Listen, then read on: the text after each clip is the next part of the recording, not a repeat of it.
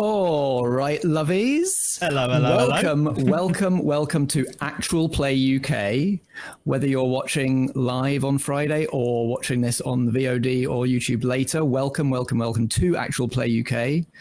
Please, if you haven't already, follow the channel, or if you're feeling especially generous, please subscribe to the channel to support more great role-playing game streams like this one. You haven't seen me host one of these before. You might have seen me play in one once, but I'll introduce myself. My name is merely Matt. I am more usually heard and not seen on the Merely Roleplayers podcast, a role-playing game podcast where theatrical people play role-playing games.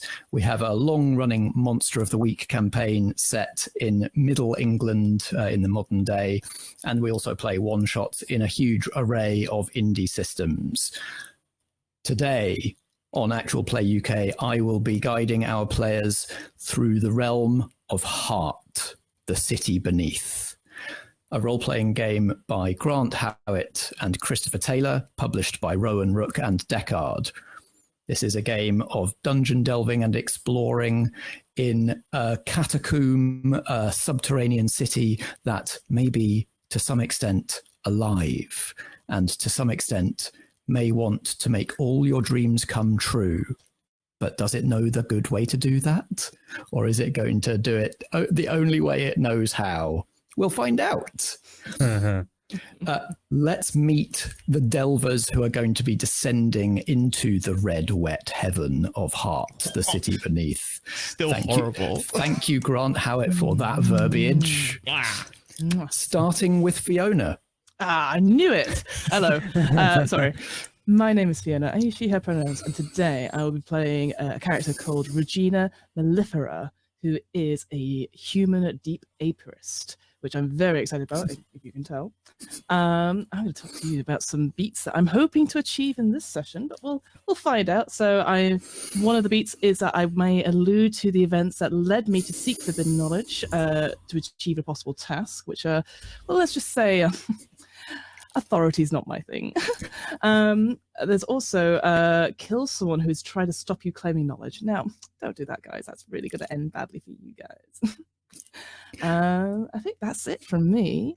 What other podcast or stream or channel are you representing, Fiona? Sure. Well, when I'm not being like this, being a queen bee, so to speak, I run What Am I Rolling, which is a twice-monthly RPG one-shot podcast where we do lots of other different systems. Have yet to do anything with Heart or Spire, so this is a first time for me, so I'm very excited for that. I'm also one half of the DM's book club, where if you're like, there is only one RPG, sure.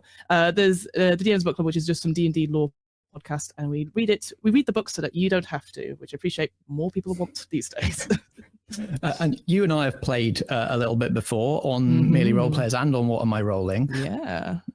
Neither of us has ever GM'd for the other. We've only ever played GM-less games. Absolutely. So buckle up, Matt. Good luck, pal. Wow. The other thing is that you are developing a bit of a reputation, Fiona, for running horror as a genre in the RPG space. No. Very excited. Where's my crown? You said you didn't like authority. Oh, well.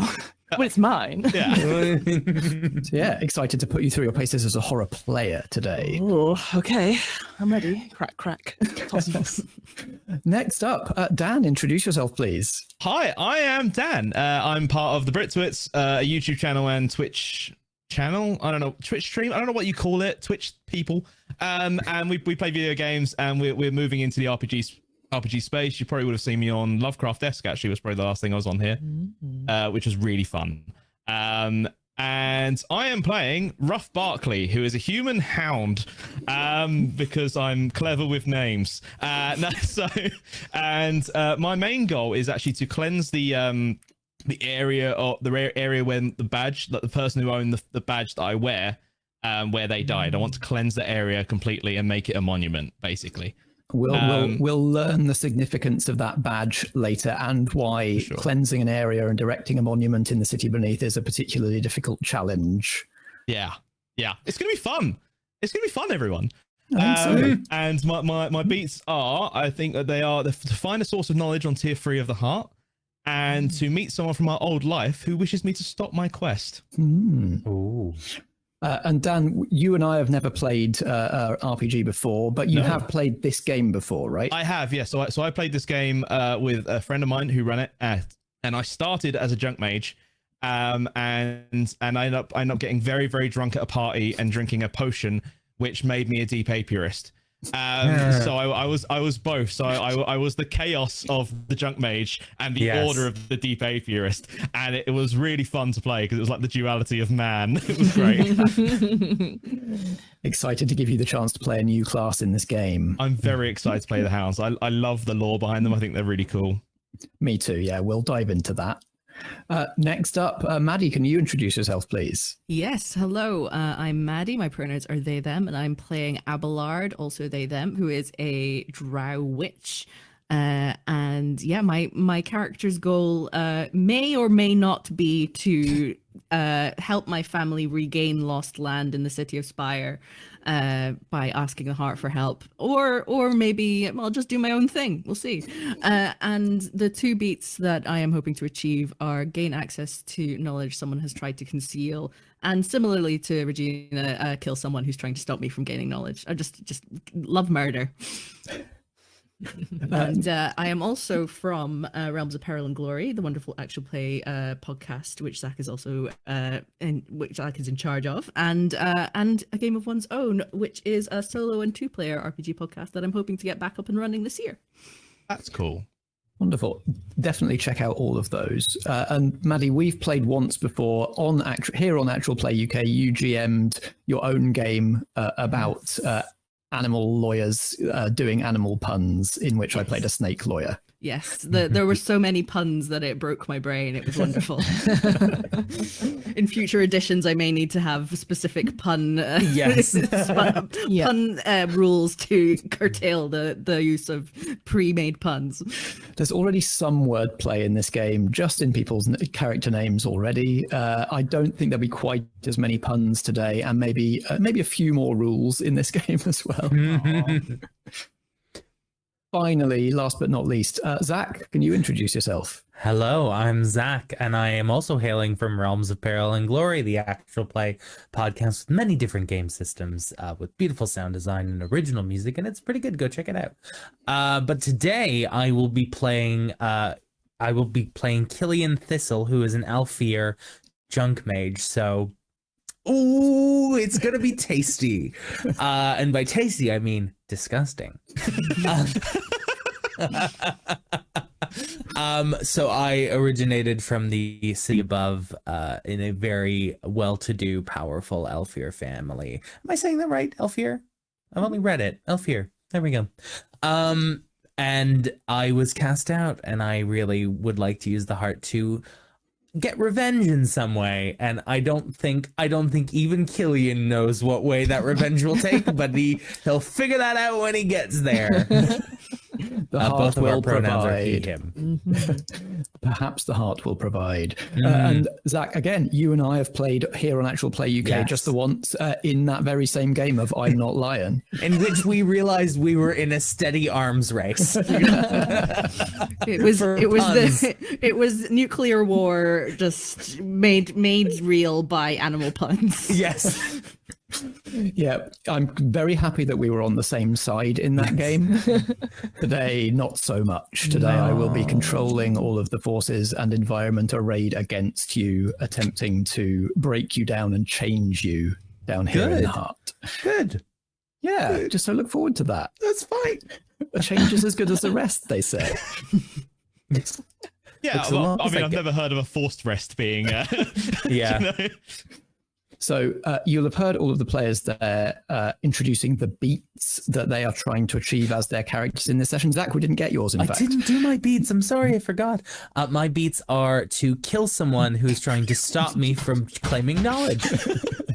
A theme emerges. A strong theme emerging. And also to meet someone from my old life who's trying to get me to give up on my quest. A twofer, maybe? Perhaps. Who can tell? So beats, for those of you who haven't played Heart: The City Beneath before, or its a predecessor game, Spire, beats are the way that we level up in this game. At the start of a session, players choose 2 beats from a list that the game provides. And if they manage to achieve one of those beats in a scene, then they are allowed to gain a new ability from their class. So this is what we've just given you here, essentially, is a little preview of the episode. Think of it as the anime opening credits that tease the things that are going to happen in this episode coming up. It's my responsibility as GM to put you in situations where you could achieve these beats, but it's your responsibility as players to seize those beats with both hands and achieve them to increase your character's power. Before we dive in, last thing to say about this game is that this is, in case it wasn't clear enough from the term Red Wet Heaven, and the discussion of Fiona's horror pedigree, this is a horror game. It skews heavily into body horror as a theme. Characters are physically changed and roiled and racked by unreal energies down here in this unreal city. So if that isn't your bag, please protect yourself in whatever way that you need to, whether that's by logging off or watching from behind a cushion, whatever it is that you need to do. Other themes that may possibly come up that are kind of baked into the game are things like addiction, characters needing substances in order to cope with the strangeness of the place where they find themselves. So just so that you're all warned that these are themes that may possibly come up in tonight's session. We have lines and veils in place. We are using the script change safety toolkit. So you may see safety tools come into play during this game. Obviously, you as the audience don't have any say in that. So please just protect yourselves in whatever way seems right to you. With that, is everybody ready to play? Yes. Yes. Yes. Yes. I guess so. Then let us descend. Let us head to a different world and descend deep under the ground, deep into Heart, the City Beneath. Blood and honey, Abelard. I fear both will be spilled on the flagstones of Hallow before too many days are out, if nobody acts. If, let me be clear, you do not act.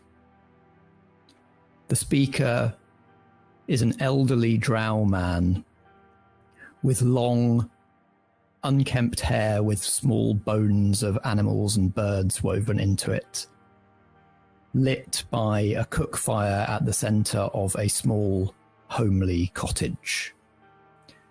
This is Auntie Bile, one of the 3 elders of Hallow, the centre of society for the witches of the City Beneath. Maddy, can you introduce your character who sits across from Auntie Bile? Yes, you see a tall, gangly drow who is possibly late teens, early 20s, just your classic kind of emo swoop fringe, ragged dark hair falling to about the shoulder length, and very lovingly taken care of clothes that are very heavily patched and mended. I think probably quite a lot of bone-themed jewelry. I think if you look closely at the rings on their fingers, they've got that sheen of ivory. Auntie Bile continues, Auntie being a gender-neutral term here among the witches of Hallow. The way, perhaps you know, considering your travelling companions, perhaps you've picked this up, that Hallow is on a pilgrimage route for the deep apiarists, the drones, the bee people.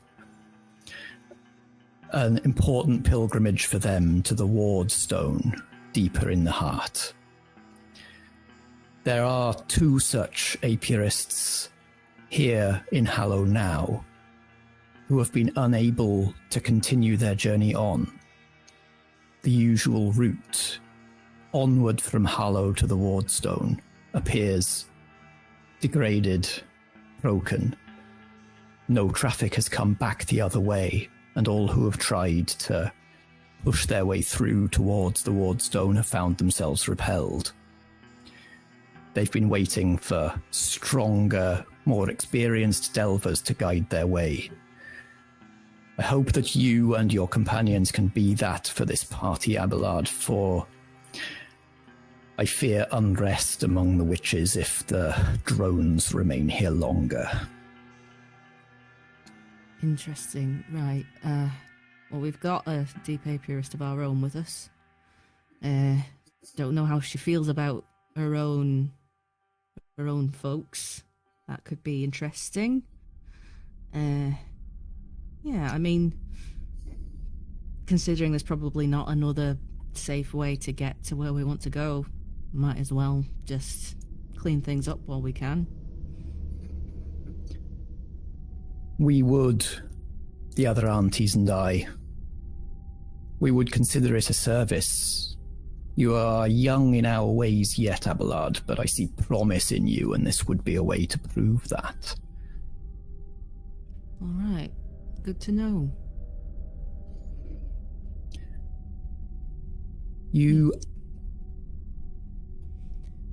No, you continue. You've, Abelard, you have accepted the highest calling of your lineage. Is that right? You wish to commune one-to-one, become part of the heart itself. Yes, that's right.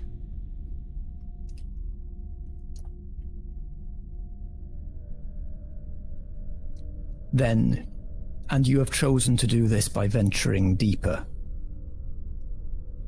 Yes, I want to get as close to the source of the heart and maybe find what has eluded our people for so long and discover the secret of what it is, how it works, how it can be used.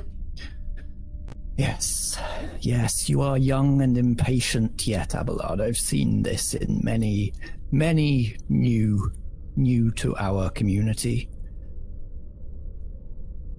I hope, Abelard, that you will listen and take in the wisdom of the aunties in this matter, that it is best not to rush into this understanding, to delve and dive deep.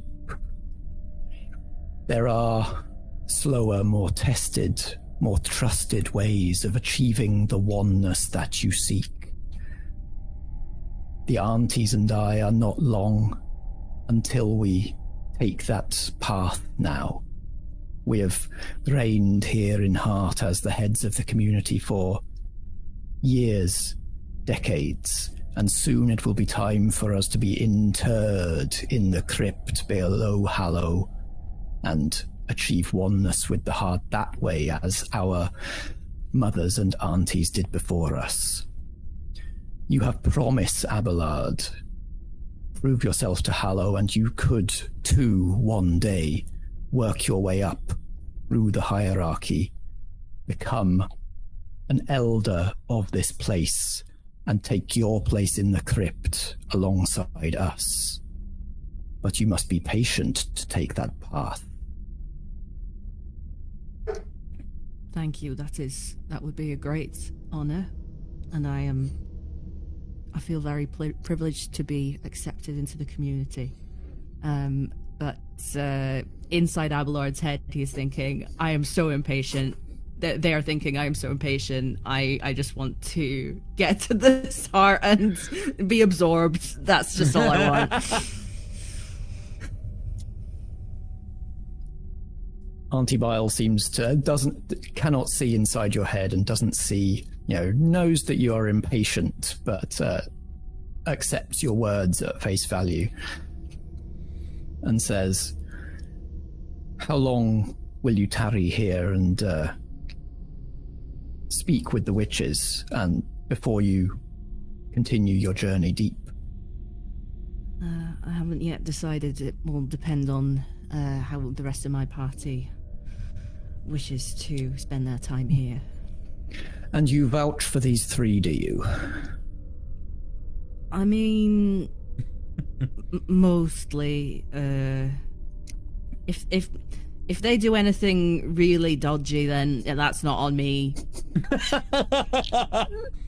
But otherwise, yeah, I mean, they're mostly fine. All the doors of Hallow are open to you, of course, Abelard, as one who shares the magic in our blood.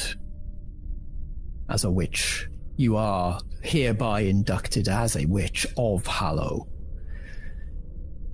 For the others, if you vouch, then doors may be opened to them. I've heard that they have been knocking on windows, as it were, making inquiries, that there may be knowledge they seek here in this place among our people. I leave it to you and your wisdom, Abelard, which of these doors may be opened to your companions. All right, good to know. And the smoke from the cook fire rises up to the ceiling of this small, homely cottage, which is in fact on chicken legs, raised up in the air. You mounted a ladder to get in here. And down on the ground, a story below, at the chicken feet of this hut, on a cracked, flagstoned courtyard floor, are Abelard's three companions. Hallow was once a cathedral to a god now completely forgotten. Its worship has died out here in the city beneath and in the world above. And the remains, the shattered shell of this great cathedral, is now home to 36 witches' lairs. Auntie Biles, this cottage on top of its bent-back chicken legs, and many other witch lairs that have taken up root here. Some tree stumps, some stained glass windows through which you can glimpse shadows moving. And not many of these lairs have actual windows, but there is certainly, for the three of you, an atmosphere of net curtains twitching. Let's start with Regina. What does Regina look like, and what is she doing here in this courtyard? You've effectively been invited into Hallow as companions of Abelard, but then definitely treated with a certain amount of suspicion and not really welcomed into this place. You're sort of essentially in the waiting room. Oh, well, it's nice to be considered a threat. So Regina looks pretty much human. Obviously, she would say beautiful. Certainly, her skin looks very well put together and scrubbed, and she's wearing sort of like let's say sort of like a long sort of flowing blouse, beautiful sort of skirt that sort of goes all the way down to her ankles. But of course, she once was sort of human. Now, if you looked very closely, you can see sort of the way the skin sort of meets towards it. It looks very waxy, sort of like honeycomb-esque. And every so often, there's definitely the sound of buzzing around her sort of very beautifully coiffed hair. Maybe every so often, like a bee, not a fly. I'm not that kind of. What do you take me for? A bee would land on the cheek and then go past one of her. Go into the eye, but you can't really see the sort of impact of it because of the glasses that she wears. And currently, she's just standing around. It's like, I'm bored. How much longer? Rough, you might be in a position where you're sort of used to dealing with impatient civilians. can you describe Ruff and let us know so what sort of attitude Ruff is waiting in? Ruff has found himself somewhere to rest, somewhere to sit, and he's rolling a cigarette. And it seems like he's doing this forever. Like he constantly is rolling the cigarette, and he's like being very, very careful with it. He's wearing a long blue trench coat, which has obviously been patched up so many times. There's so many holes in it that have been patched up, and it's clear that he's been shot, stabbed, all kinds of damage has been done to this coat. Is the trench coat of Theseus at this point? Yeah, exactly. The original remains. 100%. But like there, like every now and then you can like when he walks, you can catch a glimpse of a cudgel that is across his right hip. And he's a set there that's just rolling a cigarette, and when Regina speaks, he stops. Witches will take as long as they fucking take. Typical. We got on witch time. We're in their home. We're on their time. I meant to draw attention to the fact that if you looked even closer at Regina's bees, the bees that surround Regina, crawl over her, you would see on the back of each one an arcane glyph. These are no ordinary bees, of course, as you probably guessed from the fact that they're going in and out of a person. And then while we're also looking at Ruff, I'd like to draw attention to Ruff's badge. So Ruff wears a sort of a police or military style identity badge, which bears a number and a name. Dan, what are the number and the name on Ruff's badge, and what does it look like? Is it like a sheriff's star, or is it more like a police shield? It's very much more like a police shield. It bears the number 33, and the name on it is scratched out. It's a name that only he remembers. Whereabouts does he wear it? Is it shoulder, breast? He wears it on his breast. He wears it here, just underneath his space. He covers it for the most part, but whenever he basically flashes it to people is the way he does it. It's very much a case of he is what he is, but he kind of keeps it to himself as long as he can. And your final companion, Zack, can you introduce what does your character look like, and what are they doing here in this courtyard? I think Killian is listening to this conversation, and you see, well, I suppose you only see half of an expression. You see kind of a rolling of an eye, crossing of arms, and you see this fine, almost like, I think it's almost like a China doll mask on the face of this Alfir. You see underneath the mask greasy hair underneath the eye, in the eye hole of the one eye hole of the mask is these bloodshot, tired looking eyes that still somehow contain enough energy to exude disdain. And then you see the mask is kind of cut in half, revealing kind of most of Killian's mouth, one of his eyes, and again his skin looks cut, bruised, but it looks like it was once soft. It looks like Killian looks like the kind of person who for a long time didn't have to try to be soft, and is now finding it very difficult to remain so. He's wearing these kind of fine garments that you would recognize if you were from the city above as being like the upper echelon of clothing. These are finely tailored, they are designed to fit, and you would only see these worn by the truly wealthy, not those who pretend to be wealthy, they play the part, but those clothes worn by those who don't need to show off their wealth. They merely exist in it. But the clothes look as though they have not been tended to well. They are slashed. They are dirty. They are ripped. And you see Killian, I think, just looks over at you two and just rolls his eyes and says, "Can one not be expected to have any accommodation? Any drink? We've not even offered a beverage." Ruff literally puts his cigarette down, points around the room, and he goes, "Is this not accommodation enough for you? It's 4 walls." I agree. I'm parched. Water, at the very least. You're not alone in this courtyard.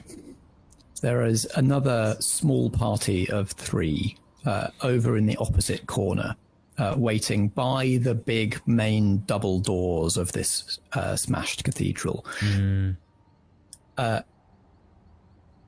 2 figures standing, one in a white gauze robe and a mask that hides their entire face, a mask that is a kind of a spiral of wicker that hides their entire face. Standing, roughly slouched and round-shouldered, sort of at rest.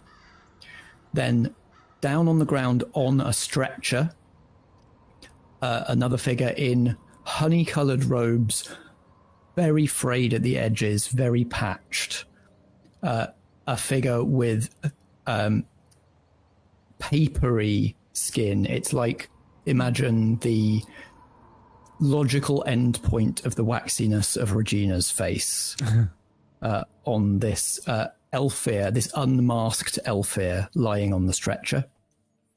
And then standing at the other end of the stretcher from the slouched figure is another hound, a human, a woman, wearing a tin helmet like an air raid warden. She wears her badge on her shoulder. It has the number 89 and the word shepherd on it. And she too has a cudgel much more prominently displayed on her belt. And as well as these 3 who are mostly at rest, sort of standing, shepherd at attention, the slouched figure slouched, the lying figure lying at rest, there is one small other bit of movement in this courtyard other than the general sense of twitching net curtains. Just a very small shape in the shadows, flitting between the witches' lairs, between the pillars of the courtyard. Small, child-sized, moving fast, and flitting between shadows to come curiously closer to you all. And I think this is about the time that, if you like, Maddy, Abelard can emerge from Auntie Bile's hut. Yep, absolutely. I'm also going to update Abelard's pronouns to he, they, because I'm just getting a vibe from having played him for a scene. I'm just like, and I have the power to do so, because I control pronouns him. are like that. Really cool. So the chicken-legged hut squats down, the legs bend until the hut is at ground level, and the door opens, and in a puff of wood smoke, Abelard emerges. What an entrance. How are you doing? Hope not been waiting too long. They've not even offered us a drink. No. Well, they offer hospitality very rarely, and they do it with a great deal of, I don't know, I'm trying to find the right word. I don't know, specificity. So, what did they say? Basically, I have the run of the place. I can go where I want. It's up to me whether you chuckle fucks get to go in and see the same places as me. So you better be nice to me. You're so funny. Thank you. And yeah, there's some deep apiarists who are stuck here because there's one of the waypoints is blocked for their usual pilgrimage, so they're keen for us to help out with that. And if it's on our way anyway, might as well. What do we get in return?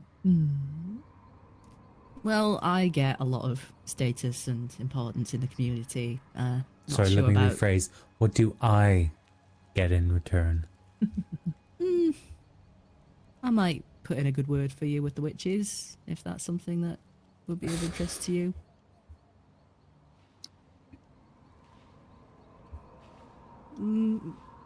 I could ask if they've got something shiny to give you. I don't know. Do you like shiny things? Sure.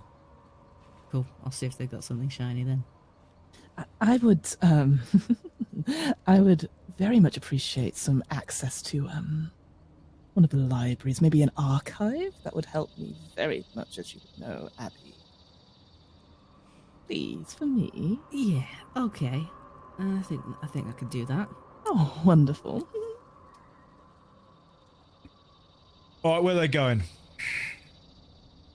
Straight to the point, as always. The deep apiarists. Yeah. They've got some pilgrimage. I don't really know much about it. Nazanoff then. All right, fair enough. He'll put the cigarette to his mouth and he'll light it. Smoking kills, you know, and I definitely stay quite far back from Ruff. Yeah, so do I. Should we be on our way? Sure. Yeah. Straight to business. Why not? Fine. You hear a small voice from behind one of the pillars going, "Yeah, get out!" And a small stone is thrown and just pips off Ruff's trench coat. Can I attempt to catch that stone? Yeah, by all means. I don't think we need to roll. I don't think the stakes are high enough to roll for that. I think you can just catch the stone. I think I just catch it out of midair.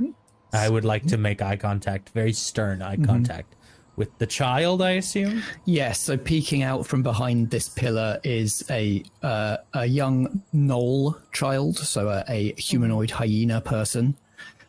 Eyes staring out of little beady black eyes staring out of brown fur. This is clearly a witch, a very, very young witch, maybe 8 or 9 years old. To whom is it that you think you're speaking, witch? All you strangers, you with your ugly mask, and her with her weird buzzing bees. Consider showing us some kindness, or at least respect, if you wish us to perform tasks for you. We are not playthings for you. I don't want you to do tasks. I just want you to go away. This is a witch place. It's for witches. It's not for you. I'm a witch. I'm special. I get to be here. You don't get to be here. You're not special. Oh, did you hear that? Special, just like everyone else. I think Child, this world will swallow you just the same. I think I'm going to crouch to the child's level so that we're eye to eye. Abelard, the curse in your blood sings to you the child's name. As both witches, you share a connection. This is a child named Velma. Aw. A relatively newly infected witch. Nice. I'm going to say, Velma, I'm Abelard. Now, between you and me, these three are, we both know they're not very special. But Yeah, you get it. I get it. But if you just let them kind of go about their business, they will. If you aggravate them, they're likely to be a problem for you and for the community. But if you just let them be, I'll make sure that they get out without too much trouble. Okay? If they can cause a problem, then they should go. I mean, you have a point, but Ruff's gonna stand up, and when he actually sat, he's much bigger than what it looked like when he was sitting down. And he's gonna stare at the child dead in the eyes and goes, "Kid, piss off." I think somebody should make a roll about this child. I would like to use my stare down ability, please. Okie dokie. Right, if you've got an actual ability, let's do the roll for Ruff. So, a little primer on resolving actions in Heart. This game uses the resistance system. similar to Spire and various other games based on the Resistance Toolkit or SRD. When you want to do something, you're going to assemble a pool of 10-sided dice. So tell me, Dan, what does your ability actually say? Does it specify what you're going to roll for this? Yes. So a stare down is a kill D6 ranged. Great. But just to make it very clear, we are in a haven, and or if I'm not in a place where I don't want to kill the thing, it's basically they become disheartened and they run away. Great. It's very much a I beat you with my stare. And it's essentially it doesn't cause a ruckus or anything like that. It is literally just this guy's actually quite scary. I need to leave. Okay. Right. So every check, every resistance roll that we make in Heart involves both a skill and a domain. So we know that the skill you're rolling with is kill, because that's what the ability specifies. And the domain you're going to roll with for this one is going to be Haven, because of the place where we are. This is a haven, and you're using the ability in a haven-like way. We could also maybe go for occult in this particular place, because we're dealing with a witch, and it's a witchy person and in a witchy place. But because of the way you're using the ability, I'm going to say this is a kill plus haven check. That works, because I have both of those. Great. So is that a 3d10? Yeah, so when you roll 1d10 just for making the roll in the first place. Then you add 1 if your character has the relevant skill, which is kill. And you roll another 1 if your character has the relevant domain, which is haven. You can get another 1 if somebody wants to help. I would like to help if that's okay. Yeah. So you're allowed to help if you have one of the relevant either skill or domain. So you have to have either kill or I haven. have haven, I believe. Great. So you're capable of helping. And when you help, Ruff gets to roll an extra d10. Ooh. But because Killian is helping, if Ruff incurs any stress or consequences as a result of this roll, Killian will take the same stress. Cool. So narratively, let's position it. So Ruff is staring this child down and saying, piss off. How is Killian helping in this situation? I think I'm kind of also staring down the child and just, if it's allowed, I think my eyes there's some kind of magic in me that is not the witch magic that feels aggressive, and I think my eyes behind the mask starts to glow, and maybe like blood kind of starts to run out of the corner of my mouth. Yeah, not witch magic, not any kind of magic innate to Killian. Probably not magic that really many people in the Heart would be familiar with, stolen from some forgotten or ancient deity. The last thing we do before we roll dice, when we make a resistance roll, is decide, what have you got to lose? Effectively, this is kind of a check on should we be rolling at all, because if you can't think of anything you have to lose in the situation, there's no need to roll. And it also gives us an idea of, if you roll too low, what are the consequences going to be? I would argue that what Ruff has to lose is his tough guy image immediately. He's status. Immediately. If a child is just like, no, and he's like, fuck, all right, fair enough. Oh, shit. Like my options are then to hit him in the face with my cudgel, which is not going to happen. So So I think it's some sort of level of status here in Hallow. You are all sort of on thin ice anyway, the three of you, and kind of under Abelard's protection. And if you push your luck too much here, you could find that what little welcome you've got is running out. Yeah. And we're going to represent that probably, if you take stress, with stress in the fortune track. So all our characters have 5 different ways they can take stress. They can take blood stress, which is physical cuts, bruises, injuries. They can take mind stress, which is wigging out. They can take fortune stress, which is their luck running out. They can take supplies stress, which is their lamp black running out, their ammunition running out, their rations running out. And they can also take echo stress, as the unreality of the heart racks their body and mind. But for this particular role, we're going to go with fortune if it comes to that. Okay. So you're going to roll those dice. This is a standard check, so you're going to get to take the highest of those 4 dice that you're rolling, and we'll see what that dice is. In that case, I rolled a 10. Oh, 10, 9, and 8, and a 2. wow. Stonking roll. First roll of our short game, and we have a critical success. Ooh. So if you were doing this like against a monster or something, if you were dealing damage, you'd be dealing extra. In this case, you succeed with sort of no bad consequences to you or any of your party, and with some sort of extra boon. So tell me if this works for you. I feel like maybe actually you gain Velma's respect, so that instead of sort of trying to push you all out, she might actually be willing to act as a helper, a guide. She might fetch and carry while you're here. That's what quite do you cool. think? I like the idea of this like massive grown man just tells him to go away, and this kid's like, all right, fair enough, you're actually quite tough. I'll stick with you for a bit. Right. I like that as an idea. I think that's pretty cool. Yeah, there's something about Velma that, like, she has recently come into these witch powers and is very about that, right?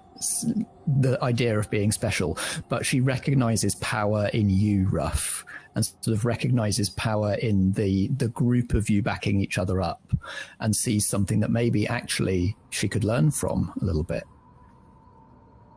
And so in fact, what she actually says when you tell her to piss off is, no. But I think, okay, actually, maybe you're all right, actually. Maybe. He'll turn to Killian and go, Mr. Thistle, can I have that rock back, please? I kind of chuck it at you. He'll catch it and he'll hand it back to Velma. Oh, thanks. Go, be careful where you're throwing it, yeah? Is there somewhere you want me to throw it? No. Okay. She secretes it into she's wearing like dungarees. She secretes it into one of her many pockets. I mean, she's not wrong though. We should definitely leave. He looks around at the rest of the group. Yes. I hate children. I know, I don't believe we could be becoming babysitters, but okay, fine. At least she's got good taste with her dungarees. The human woman in the tin helmet from the other corner of the courtyard has wandered over in your direction and clocks eyes with you, Ruff. Says, this kid bothering you? Not anymore. Why is that? She bothering you?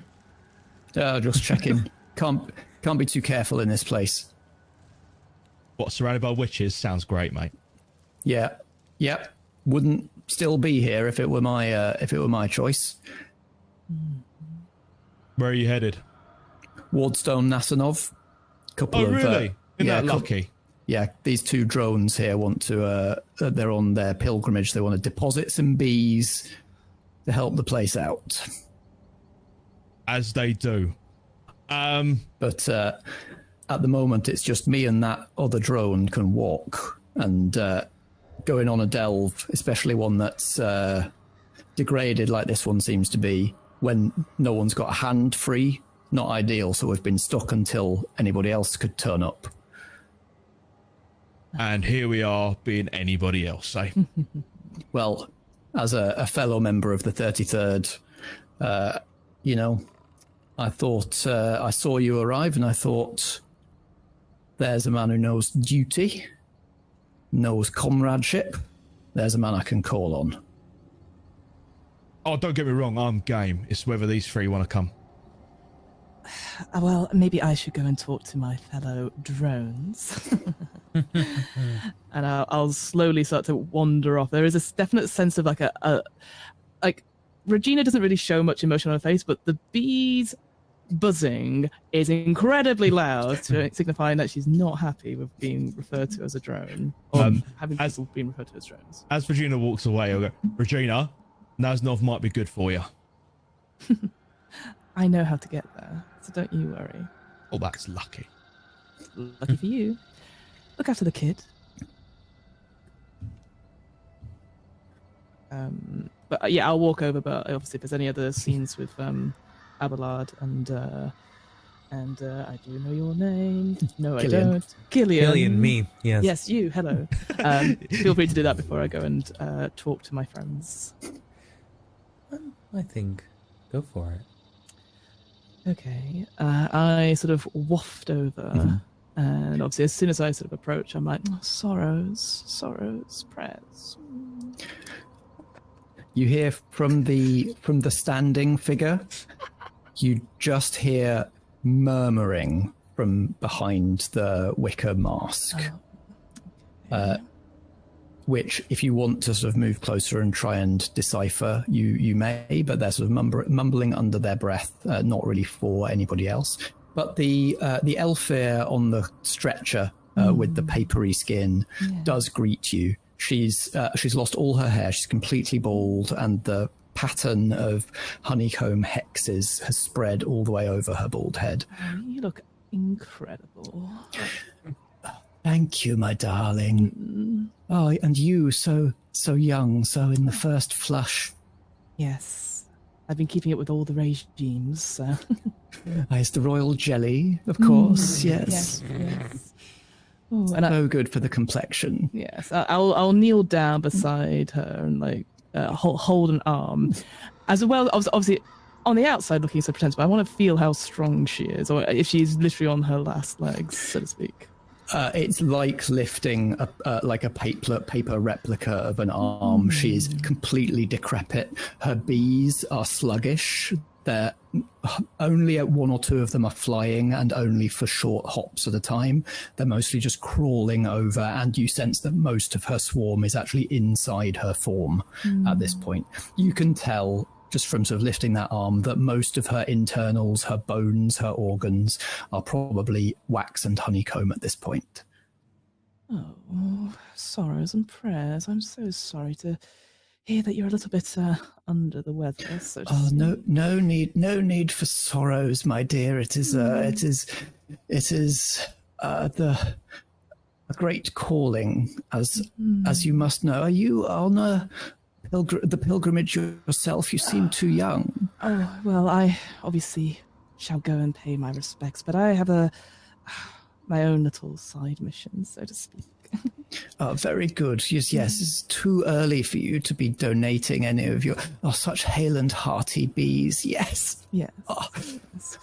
Mine will depart my body before too very long. Oh, no. Just a couple. You only need to donate one or two. I'm sure you'll be right as rain. Oh, well, we will reach the wardstone, and we will see. The bees will decide, my darling. The hive will decide how many to take from me.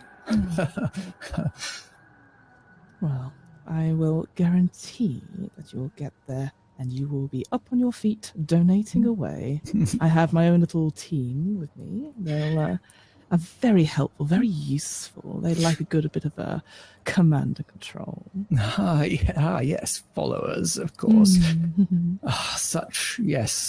The power of youth and beauty. Yes. You say you have a team, you have a quest. Tell me, darling, tell me of your life and your ambitions. Oh, well, so I was one of the brightest people at my college, and I was really, really honing for stuff. And then, well, it's painful. You know how it is. You get a little bit of. And when I'm sort of doing this business, there's definitely a bit more bees starting to appear out. And actually, what you see now is that Regina doesn't have skin or wax paper underneath the blouse. It's definitely all honeycomb where ribs should be. So there's definitely a whole of them sort of flying around there. Well, you know, it's all he said, she said, they said, and I thought I'd be the bigger bee. And I thought, why don't I strike out on my own? I don't need schools to hold me back when I could easily just do my own thing. I see that these few are only the beginnings of your following. Yes. I mean, I will admit, if you overhear them saying some quite mean things. Don't worry, that is all part of the program. Especially if they seem to be incredibly rude to me. That's it's all part of the game. We learn, don't we, to ignore the droning and the buzzing of the workers and the drones. They just do, buzz, buzz, buzz. They just get on with all their things, and I'm just there sitting back, making sure, dotting the I's and crossing the T's. And yes, grand ambitions to be sure. And she reaches out a papery hand to sort of touch towards the honeycomb that makes up much of Regina's body. It's so pale and committed and rich.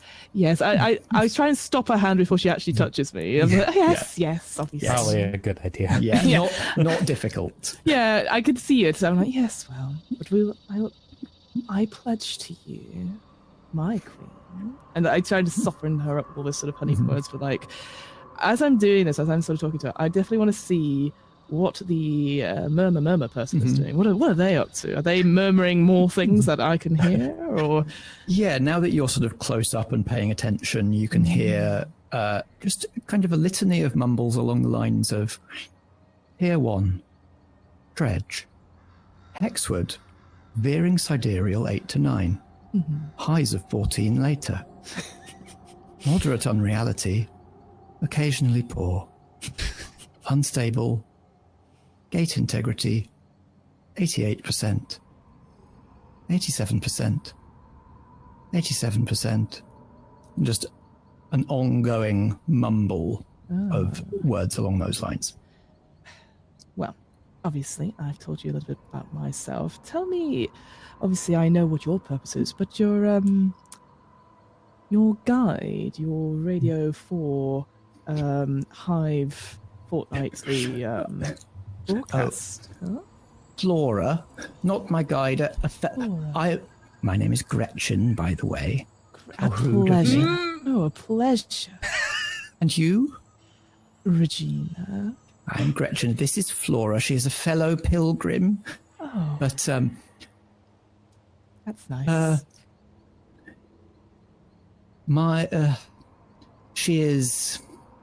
My body is more degraded and I am unable to walk. Her body works rather better, but the bees pilot her the vast majority of the time these days. I'm used to that sometimes. When I've had a bit of a night, I sort of say, get me home. Yes, more and more she sleeps and allows the hive to drive.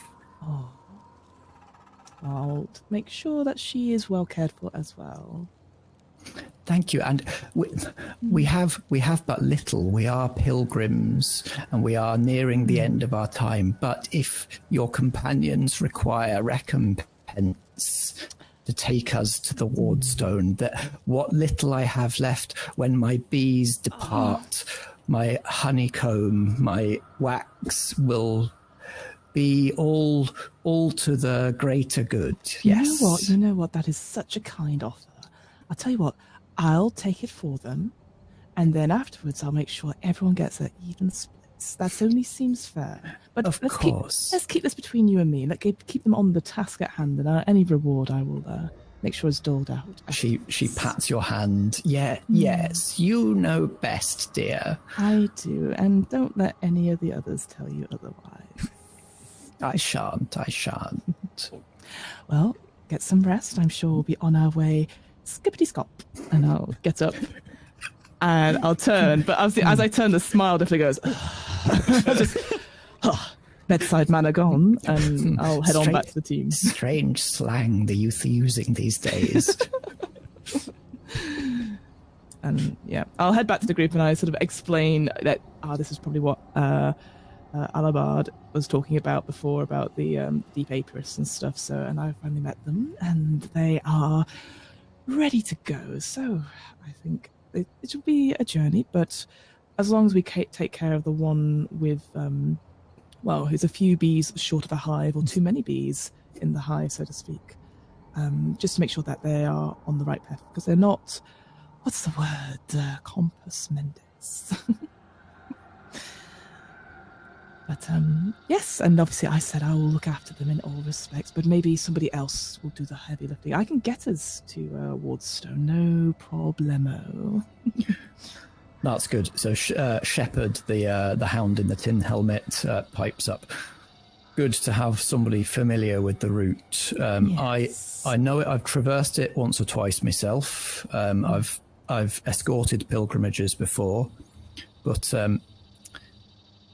you're all experienced delvers. I can see you all. You all know that out there in the wilds, between the havens of Heart, everything is unreal, and it's only by traversing these places regularly, by people willing them into reality through their travels, that they become relatively safer. Now, the route from Hallow to Nasanov, it's on a regular pilgrimage, so it's one of the more stable connections we've had. So for something to have destabilized it enough that it's been impassable for this last week, it's going to take some navigation, I would imagine. And of course, I don't know if all of you have felt it, but there seems to be a pulse coming up. We're certainly due one. And if the connection is still unstable when the heart pulses, it could break forever and we'll never get Nasanov back. So time is of the essence, people.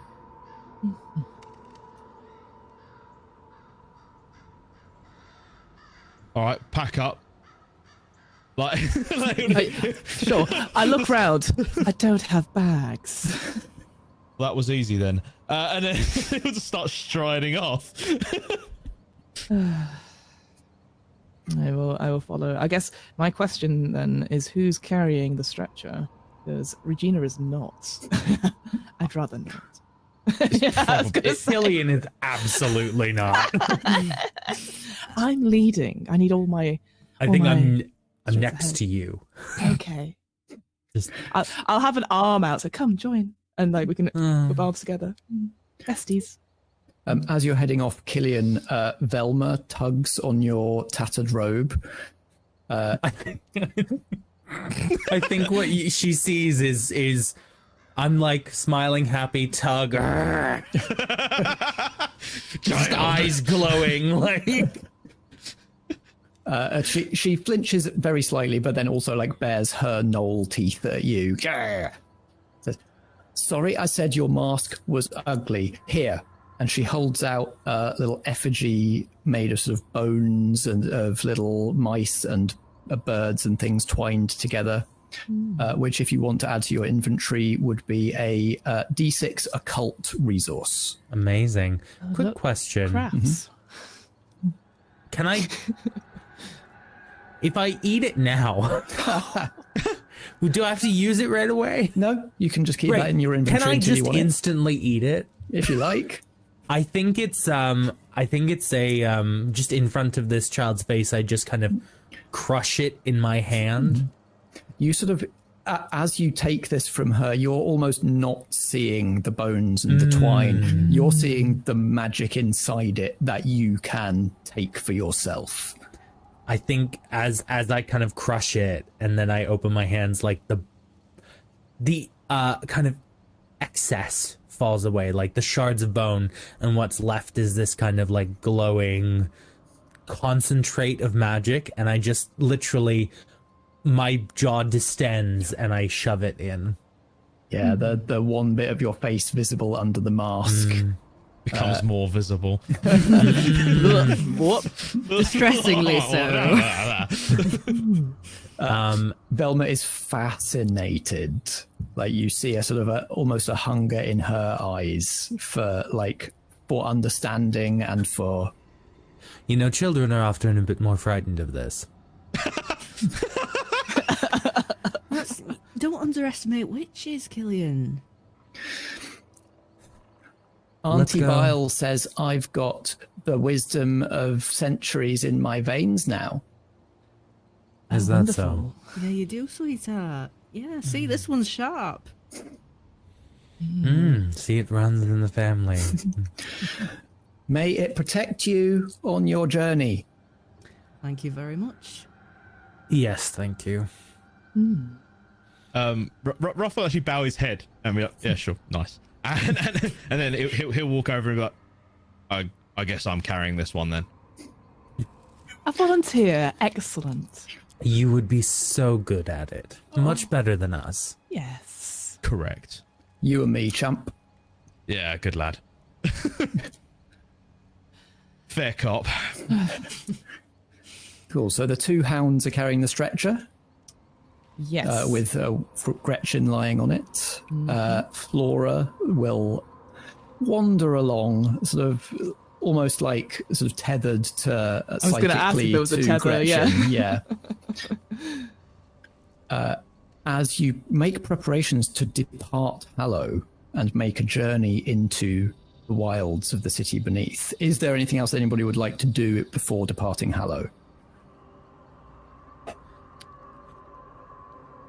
Not particularly for Ruff. He's got a mission now, so he's pretty. Great.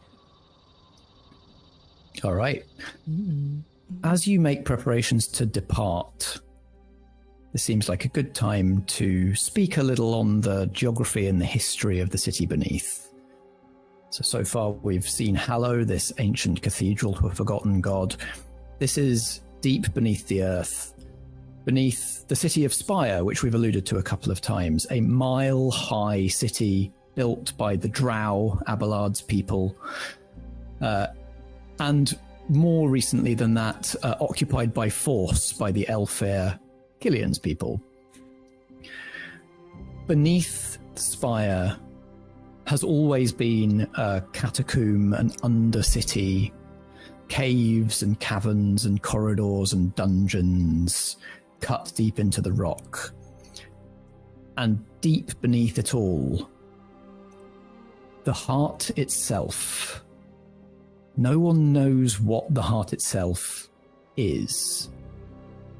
But the sages of Spire thought they could tap it. They thought they could control it.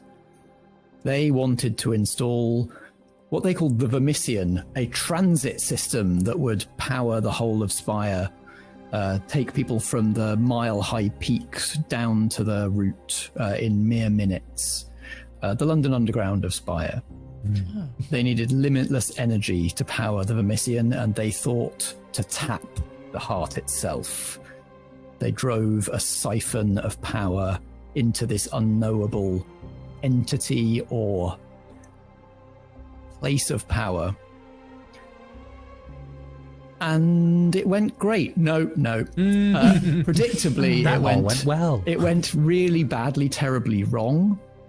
Those of you who spent time in Spire will know that for all of your lives, the Vermissian has been haunted. You never quite know what time period a train you get on in the Vermissian is going to be from, and it's full of people from various different times. Vengeful, hungry ghosts. I'm pretty sure all of that's the same as the London Underground. Yeah, pretty much. Heavily based. Yeah. But down in the city beneath, things were even worse. The unreal energies contained within the heart itself bled out from where it was spiked by the Vermissian sages. And now the city beneath is real, unreal, another dimension, a strange, shifting catacomb, a heaven. No one's quite sure. But what is clear is that the places where people congregate become more solid, more real. Landmarks like Hallow, where people come together and live and make their homes. The collective understanding, the collective vision, the collective consciousness of the people there will the place into solidity and reality. But the places between those landmarks are much, much stranger. As Shepard mentioned, places, routes that people take regularly get almost sort of like Earth being packed down by many, many feet. They get worn into a solid connection and a solid shape. But you guys are down here on tier 2 of the heart, where the weirdness really starts to set in. And so journeys between landmarks, for instance, Hallow towards Stone Nasanov, are less matters of following maps and established routes, and much more based on dream logic. One of you, I believe, knows how to begin the route, to begin the journey from Hallow towards Stone Nasanov. Who is it? It's me. Of course it would be the Deep Apiarist. Yes. It would be great if I was absolutely lying, though, wouldn't it? Lol, I don't know. It's left, in it. Start doing the Macarena in the middle of the road. Just like, this is how you do it. This is it. This way, yeah. So this journey is not just a case of throwing open the great doors of Hallow and following a road. Instead, what does Regina do leading the party on this delve? Well, of course, she spends like 10 minutes getting ready. Again, doing all this business, like testing the wind, doing all these things, like maybe some all that sort of business. But ultimately, she'll just pick a point in the distance and then just walk towards it in a straight line, but never taking her eyes off the horizon, and just, let's go. And then just go straight there. Yeah, and instructing the rest of your party, never take your eyes off the back of Regina's head, walk in a straight line, do not let anything divert you, never waver. Yes. Head count 1. Form a crocodile. Yeah, I said 1. Like just... Actually, potentially dangerous to tell people to form a crocodile in the city beneath. But On account of actually Literally. that might happen. Yeah. Human crocodile in the new film. So Regina, as the leader here, as the one who knows the way, the way to begin the delve, you are the first to feel, as you keep your eyes fixed on that single point on the horizon, perhaps a twisted tree, perhaps a tumble-down tower. You feel the flagstones under your feet give way to soft moss, and then the moss, despite the vision in front of you not changing, the moss becomes hard and you find yourself walking on stone. And all of you, as you follow Regina, see the scene around you change, as you're no longer walking into the wild wilderness that surrounds Hallow. You're walking on a perfectly straight road made of hexagonal, honey-coloured bricks. Mortared together, each brick about a metre across, perfectly tessellating on this road about wide enough for 2 to walk abreast. And not long after you feel the solidity of that road underneath you, you see why this route has been impossible to traverse, at least for the small party of Shepard and Gretchen and Flora. About 20 meters in front of you, the path explodes. It's as if you'd taken this road of perfectly tessellating hexagonal flags, and you'd started to tease the flags apart from each other. And instead of mortar, between the flags, sinew and tendon pull like taffy, forming thin, gristly bridges between these stones, sort of stepping stones floating in space. On either side of the road is water, perfectly mirror still. And you can see that ahead of you, the stones and the tendons just expand into this ever-expanding web of stone and sinew that you will now need to pass. This is one of the core gameplay things of Heart. We are now on a delve. So you're traversing between 2 stable landmarks within the Heart. It's completely up to you how you traverse this landscape, how you try to make progress through this strange place towards your goal. And as you move, you're going to be making rolls. And as you roll, if you succeed, you will deal stress to the delve. The delve has a resistance value that you're trying to reach. The resistance of this particular delve is a nice even 8. So if you can deal 8 stress to this delve, you will reach Wardstone Nasanov. So I turn it over to you. You have your decrepit passengers that you need to keep safe. How will you make this journey?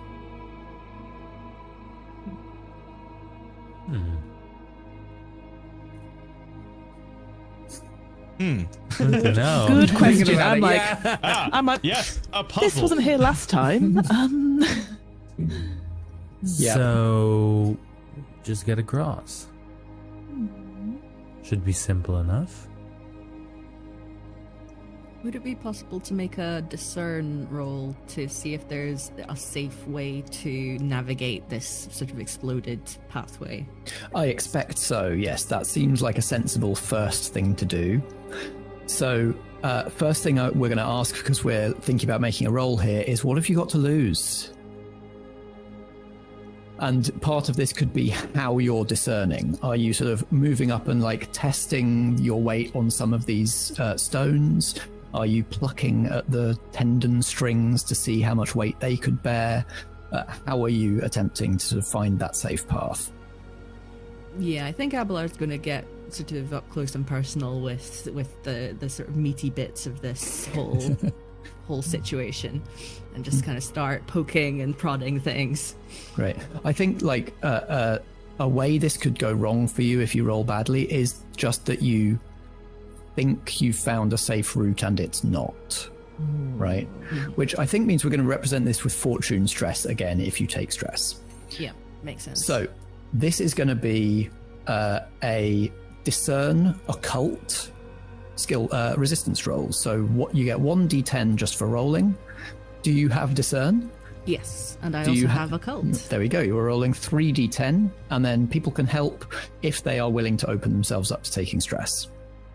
I think Ruff would turn to the other hound and basically motion down, as in to put the person down, and then basically what he would do is attempt to help, but mainly he'd be there to grab Abelard and basically pull them back if something went wrong. Nice. That's sort of that's how he wants to help. Yeah. Ruff sort of mentioned Nasanov earlier. Do you think Ruff's made this journey before as well? I think he would have done, yeah. If he hasn't he probably hasn't made it for a while, but he's definitely made it in the past. Great. Cool. In which case, yeah, Maddy, you're rolling 4d10. And this is going to be a standard check, so we're keeping all 4 and taking the highest. Cool. Highest is a 9. I got 2 8s and 2 9s. Whoa. Amazing. Big win. Get the good rolls out of the way now. Yeah. Make a spicy finale. So a 9 is a standard success. So you don't take any stress. No bad consequences happen to you, and you're going to deal stress to the delve. Do you have any equipment with the delve tag? I don't believe so. I just have a goat's leg carbine. Classic. And tattered finery. Great. Yeah, the carbine, great for killing, less good for delving. So as standard, you'll roll a d4 to see how much stress you deal to this delve. All right. You can increase that by using specialist equipment like compasses and climbing equipment and that sort of stuff, which will have a tag like delve d6 or delve d8 on it on your character sheet. Cool. I got a 2. Great. You get good info. You and Ruff working together successfully managed to sort of spot a relatively safer route through this web of flagstones. You take over and tell us what this looks like. I think that Abelard finds a particularly sort of bloodied part of this this web, rubs their hand in it to get their hand all covered in blood, and then hops over the pathway, marking with big sort of bloody X's the right places to stand. Incredible. Wow. And then it's tough going getting the stretcher across, but sort of between people hopping to these safe flags that Abelard is marking, sort of forming like a daisy chain, you're able to start making progress. You leave the solid roadway and start making your way, rising gradually upwards into this exploded web of flags and tendons. You can see as you start to make your way, the mirrored surface of the water below. Occasionally, a huge shadow moves beneath the surface, deep, deep below.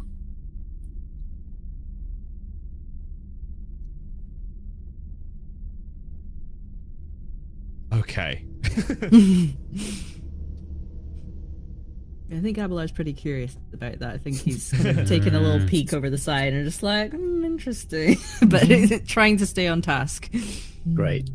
I'm kind of curious if they're, and this is fully me pulling something out of my ass. So like, just FYI on that. Yep. Just establishing expectations. I'm curious if there's a way that we can like do some kind of like find a pressure point on these tendons that'll kind of make them pull together. Contract, yeah. Yeah. Is there something that I can do for that? Sorry, I'm asking. I'm not as 100%. Yeah. This is all fully narrative. Anything you can imagine that might help you make progress is fair game. I could see an argument for this being discern again, or possibly mend. Sure. I have discern, so I could use that.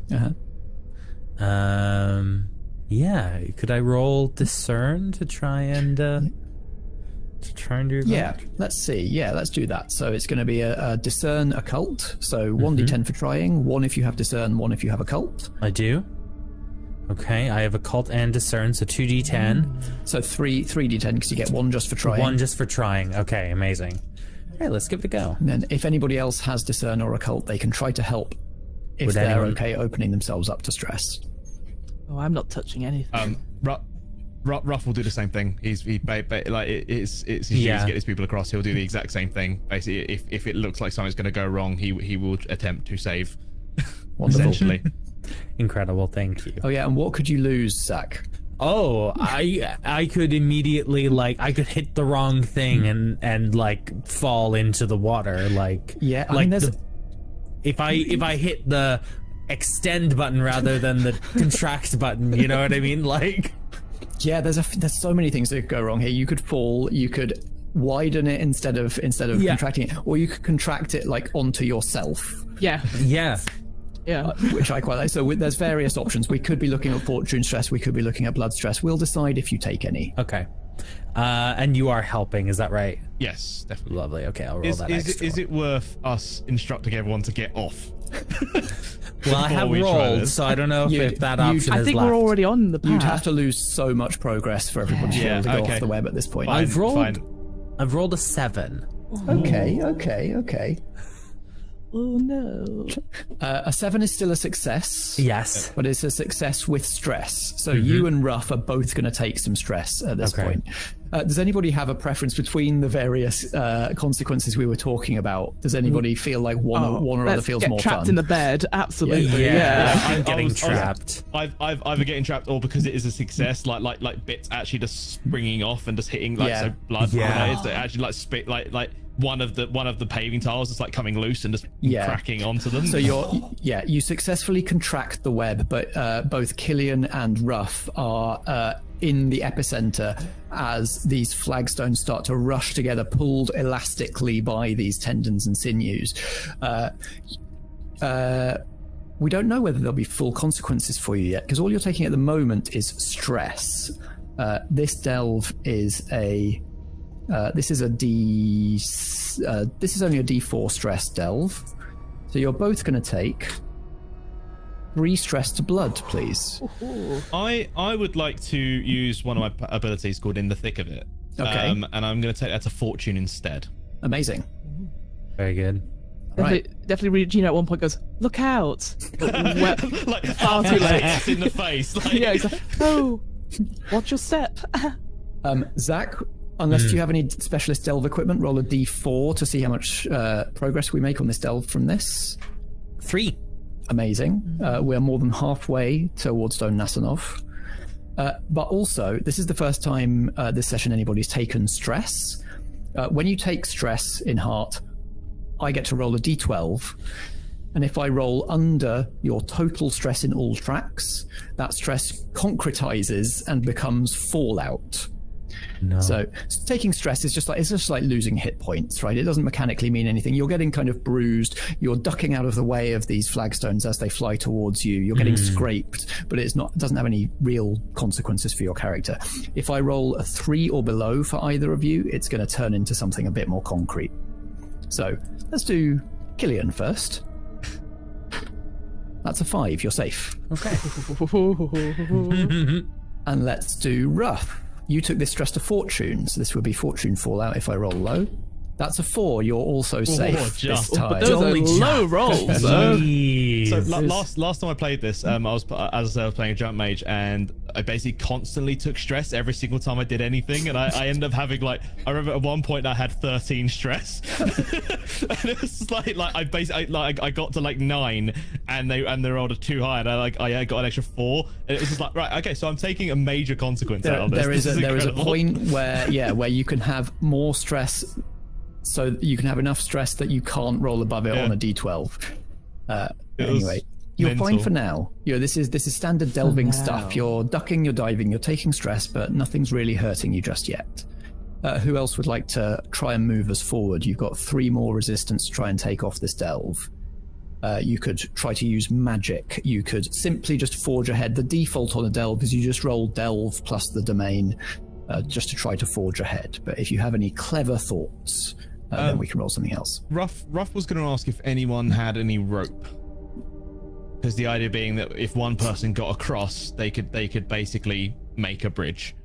Let me just check my rope pockets. Mainly looking at the other hound. My emergency rope pockets. This is another point to talk about. Another sort of mechanic of Heart is that one of those 5 stress tracks you have is supplies. And this is the way that we deal with sort of standard adventuring gear, is if you need to have something like rope, you can just say you have it until potentially you take supplies fall out and I say your rope breaks or something along those lines. In that case, in my well-stocked haversack, I will have rope. Yeah. Oh. I will ask and go, oh shit, I'm me. And yes, I like the idea that Ruff still asks before realizing that he does actually have some himself.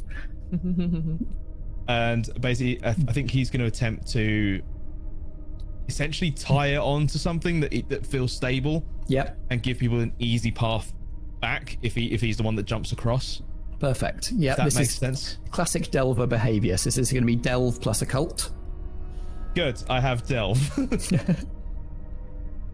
I can but not Occult, so you're rolling occult. 2. Would anyone like to help? I mean, I can. To. I have an ability called Many Eyes. Oh no, is that the one I picked up? Yeah. No, I'm pretty sure you picked that one. Yeah. I did, but I don't know if that will help. Sorry, it's it's called the Discern skill, because we're not talking about Discern, are we? Or are we? No, this is going to be a Delve roll. Then ignore me, because all I can do is help myself if it's a Delve one. So I'm just like, you've got it. Good luck. So yeah, sorry, can't help. All right. Okay. What could go wrong, Dan? Nothing. I rolled a 9. Amazing. Okay. You deal stress and you take none. So roll that d4 as your plan works without a hitch. 3. That's the final 3 we needed. Very good. Tell us how your rope plan works and gets you to within sight of Wardstone Nasanov. Essentially, all of the steps that have already been marked by Abelard. Essentially, he will essentially attach the rope to one of the ones that he knows is steady.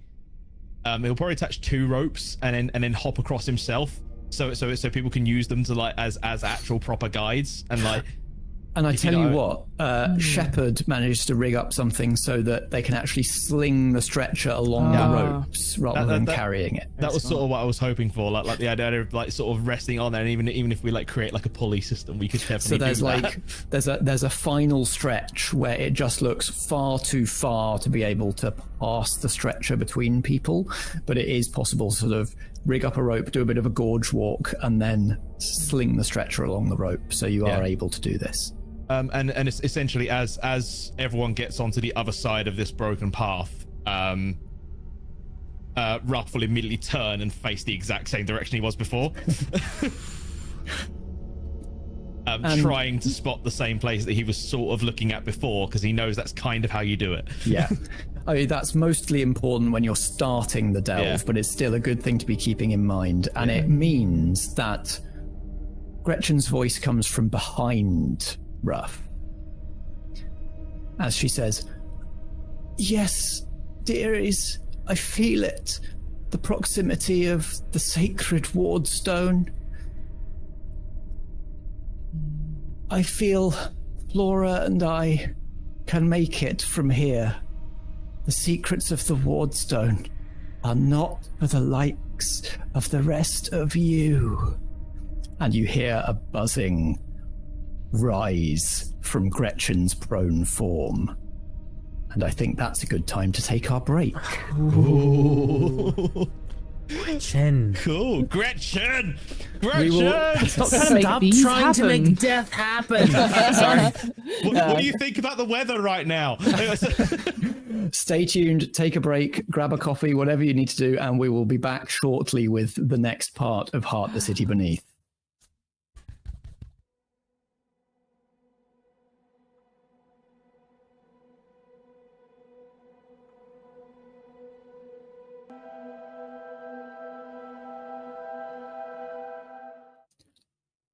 All right, lovies. Welcome back to Actual Play UK, and welcome back to Heart, the City Beneath, where our delvers have just reached an even deeper tier of the Heart, where things are going to get increasingly weird and surreal. But before they can engage with that, they have to deal with the fact that the pilgrims, who they so selflessly, in some cases, escorted to this place, to Wardstone Nasanov, this holy place of the Deep Apiarists, these people that they so kindly escorted have turned on them and decided that now they've got where they are going, it's time to kill the guides and stop them claiming whatever secrets there might be at the Wardstone. So all of you hear the rising buzz of bees exiting Gretchen's body as she lies on the stretcher. There are many more than it seemed like there were. Many have been hiding inside the cavities of her honeycombed form. Bees also fly through the wicker of Flora's beekeeper wicker mask. But Ruff, you were facing away while all this happened, but the rest of you see these swarms rise and begin to arrange themselves into geometric arcane sigils which crackle with the power that the Deep Apiarists have to solidify reality, to will things into normalcy. This strange power, sometimes used to anchor places in the heart, now turned against all of you. What does anybody do? Quick question. The Hound, what was the name on their badge? Shepherd. And that Shepherd. seems to be what she goes by as well. She seems to be using the name on her badge. Yeah. Is Shepherd out? I mean, I wouldn't know this, I guess, because I'm not really looking, but is Shepherd going hostile as well or no? As Gretchen says, effectively, you are all now disposable and we don't need you anymore. Shepherd reaches for her cudgel, unhooks it from her belt, and goes into a ready stance, seeming ready to defend herself. She believes she's about to be attacked as well. Okay. That was more for everyone else who's actually looking at the situation. Ruff's having a great time. We did it. Yeah. Ruff, in fact, with your concentration on keeping that sort of view on the horizon, you can start to see Wardstone Nasanov appearing out of the strange mist of this place. This incredibly solid 8-foot tall stone monolith dotted with hexagonal holes. But before it can become fully solid and real for you, stuff's kicking off behind you. I think Abelard would like to take his true form. Cool. Take the reins, Maddy, and tell us what on earth that means and what it looks like. Yes, so as Abelard sees that they are about to be attacked, they sort of crack their neck from side to side, and then suddenly it's like their skeleton is getting too big for their body. Oh. And so this 9-foot colossal skeleton starts to burst out of his skin, and sort of bits of meat and gristle are sort of clinging to it. And the finger bones are knife sharp, and the teeth are also razor sharp. Do you like cover us with a fine mist of blood as your body bursts? I think so, yeah. Thank you for adding that. I got the weirdest sense of deja vu just then. That was such a weird sentence that I think I've heard before. Do you cover us with a fine mist of blood? Yeah. So mechanically speaking, I now have mastery in hunt and kill, and all of my other skills are. All of my other skill rolls are now risky, apart from sneak and evade. Exciting. And did you don't have the one that deals stress as soon as you take the form, right? I don't believe You don't. so. Okay. No, I think you do. Oh, do I? According to the sheet, you have the major, great, and terrible, which is all adversaries who can see you take D4 stress. Oh, yeah. Adversaries do definitely take stress. Yeah. Fantastic. Yes, anybody that is hostile to you and fighting you is an adversary. So roll that stress, Maddy, and we'll deal it to both of your enemies here. I got a 4 on a 4. Whoa! Nice. I am just so horrible. Both swarms, effectively like the humanoid forms, the Elfir form of Gretchen on the stretcher and the whatever Flora is under the robes and mask, that form, are sort of not what you're fighting here. It's their swarms of bees that are after you. And just by entering their true form, Abelard scatters this fine mist of blood everywhere, and bees begin to patter to the honey-coloured flagstones as you deal a heavy blow to both. Nice. Now here's a question. Hmm. Is there a core to the bee people? Like, or are you all bee? Like, is it bee all the way down? Or is there a like meaty core in there? I might throw this to Fiona. Oh, well, Establish some Deep Apiarist lore for us here. sure. Well, a lady never tells, obviously. But, Tell me about your meaty core. I will. I imagined it when I was reading it that basically it's almost like a bone marrow transplant that you would like slowly but surely like everything would just turn into like you replace the skin in that sort of waxy sort of hive like material, and then I always describe that the ribs and maybe bits of the lung are now honeycomb as well. But it's I think it's almost like in parts, almost like things are just growing without sort of mentioning too many sort of medical stuff there. It's a gradual process. Every Deep Apiarist was a human or an Elfir or a drow or a gnoll before they invited the bees in, and over time, as they call on the power of the hive, more and more of their organs might be replaced with honeycomb. So in Regina's case, there are still parts of Regina that are meat, flesh, blood. Cool. With these two decrepit, ancient, near-death Deep Apiarists, you might have to really hunt to find any non-honeycomb matter still in their bodies. Cool. But that's not to say there is none. Right. Maddy, was there more that you were going to do, or have I jumped on you? Well, I've transformed. I'm happy to let others take the lead on. But I'm also happy to just slice some bees. I think either way it's good. I just want to establish like if there was a person to stomp or if they were all bees.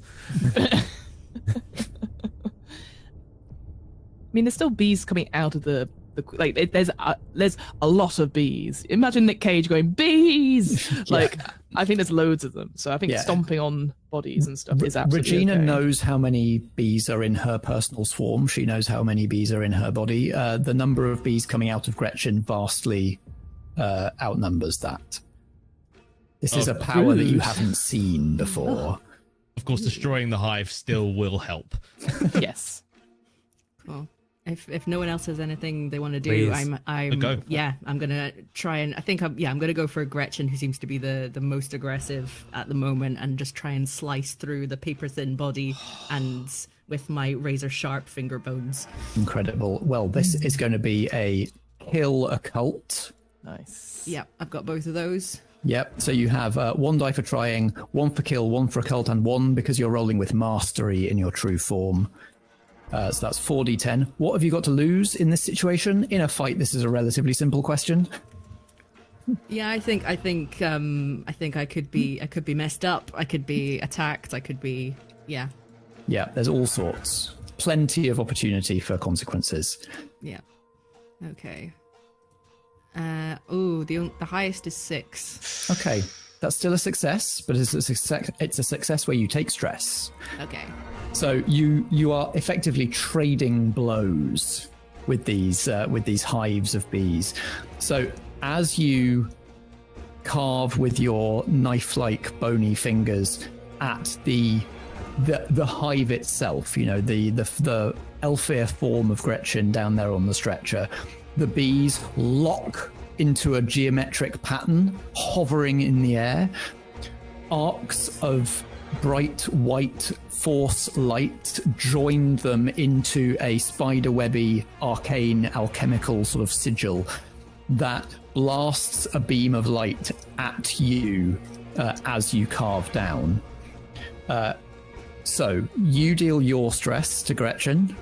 So this will be I believe it'll be a D4 unless you've got anything that makes it higher. Yeah, that sounds good to me. Oh, in fact, you have that carbine, don't you? The mare's yes. leg. So even though you're not physically using the gun for this attack, because you have something that allows you to do a higher dice on kill, you get to use that. Ah, brilliant. So I think that puts you at a D6. Great. That's 5. Nice. And the attack coming at you, I think this is going to deal you mind stress. 2 mind stress to Abelard. Okay. As you carve through and destroy Gretchen's Elfir form lying on the stretcher utterly. Torn to pieces, the shreds cast into the abyss, into the mirror finish sea down far below these flagstones. Well, none for Gretchen the Deep Apiarist. Yep. Maddy, coming! Just this booming voice comes out of this horrific skeleton. And just as you know, they manage to get this one kind of beam off on you, and as you tear the form apart, the bees lose coherence, and without the kind of guiding intelligence of Gretchen, aren't able to hold formation and create these effects anymore. I am going to roll to see if you take any fallout. So if I roll a 2 or below. So at the moment, this is just, you're blasted with this, and you're a creature of the heart, right? The blood disease that creates witches is born of the heart itself in some way. You're a creature of chaos. You're a creature of unreality. The Deep Apiarists are anathema to that. These people want to lock things into rigidity and a single place. So it's almost just like their worldview being beamed into your mind. If I roll a 2 or below, you'll take some fallout. That's a 6. You're safe this time. Ooh. Gretchen is defeated. Flora's bees remain and are beginning to lock into a formation to create another one of these arcane effects. I would like to actually cast a spell on Flora. I would like to use Greed of the Red King. I want to know, and it basically lets me know what she wants most right now. Exciting. I want to know, basically, I want to see if there's any leverage to kind of like turn her like stop her from attacking us. So I rolled Discern plus Occult to cast the spell. Okay, so one die for trying. I have all 3. And, Great, so that's 3d10. Lovely. I have all 2, so yeah, 3d10. That is a 10, a 9, and an 8.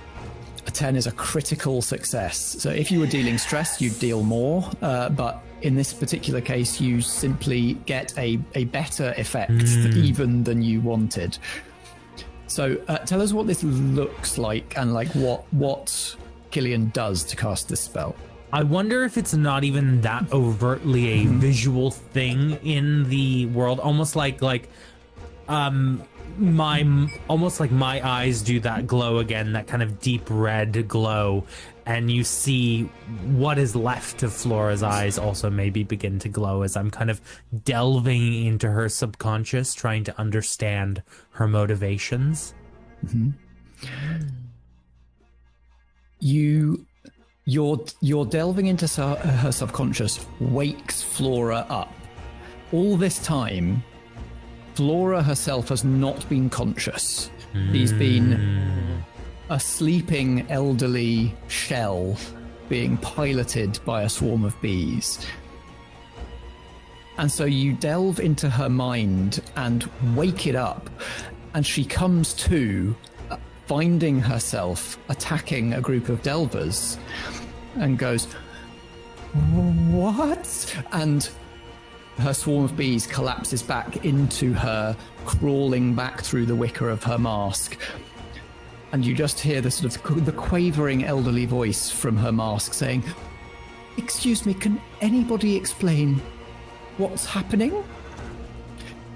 The insight that you get from your spell into her motivation is she simply wants to reach Wardstone Nasanov, complete her pilgrimage, and donate a few of her swarm to this kind of sacred relic of her people before she dies.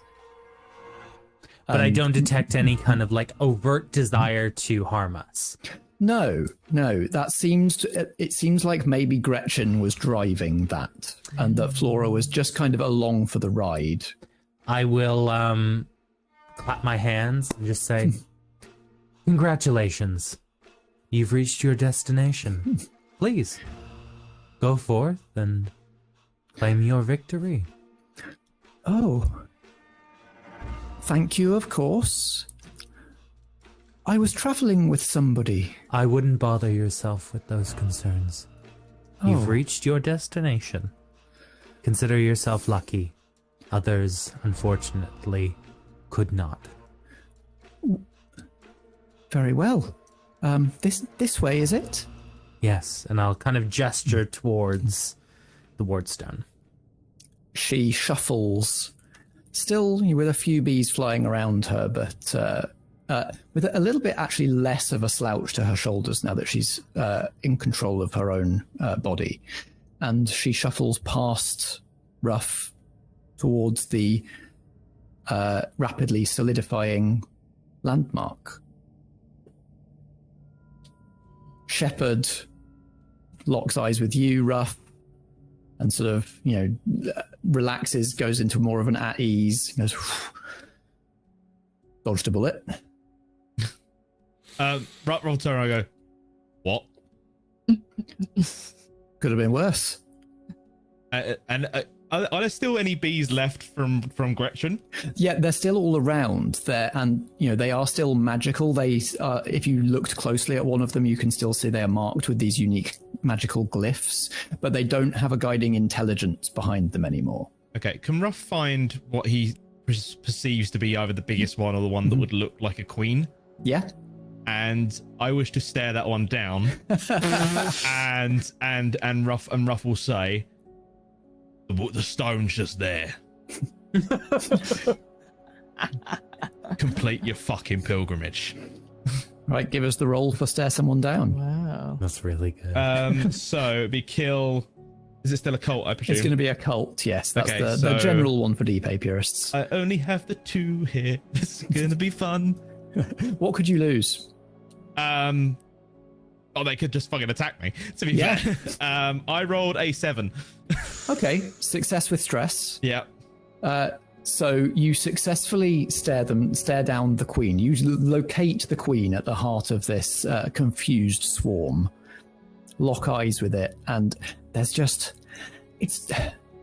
what Ruff does is not magic in the same sense as when Killian or Abelard or Regina do it, but there's some sort of power in it. Not every individual could stare down an insect and have it understand and pay attention and obey.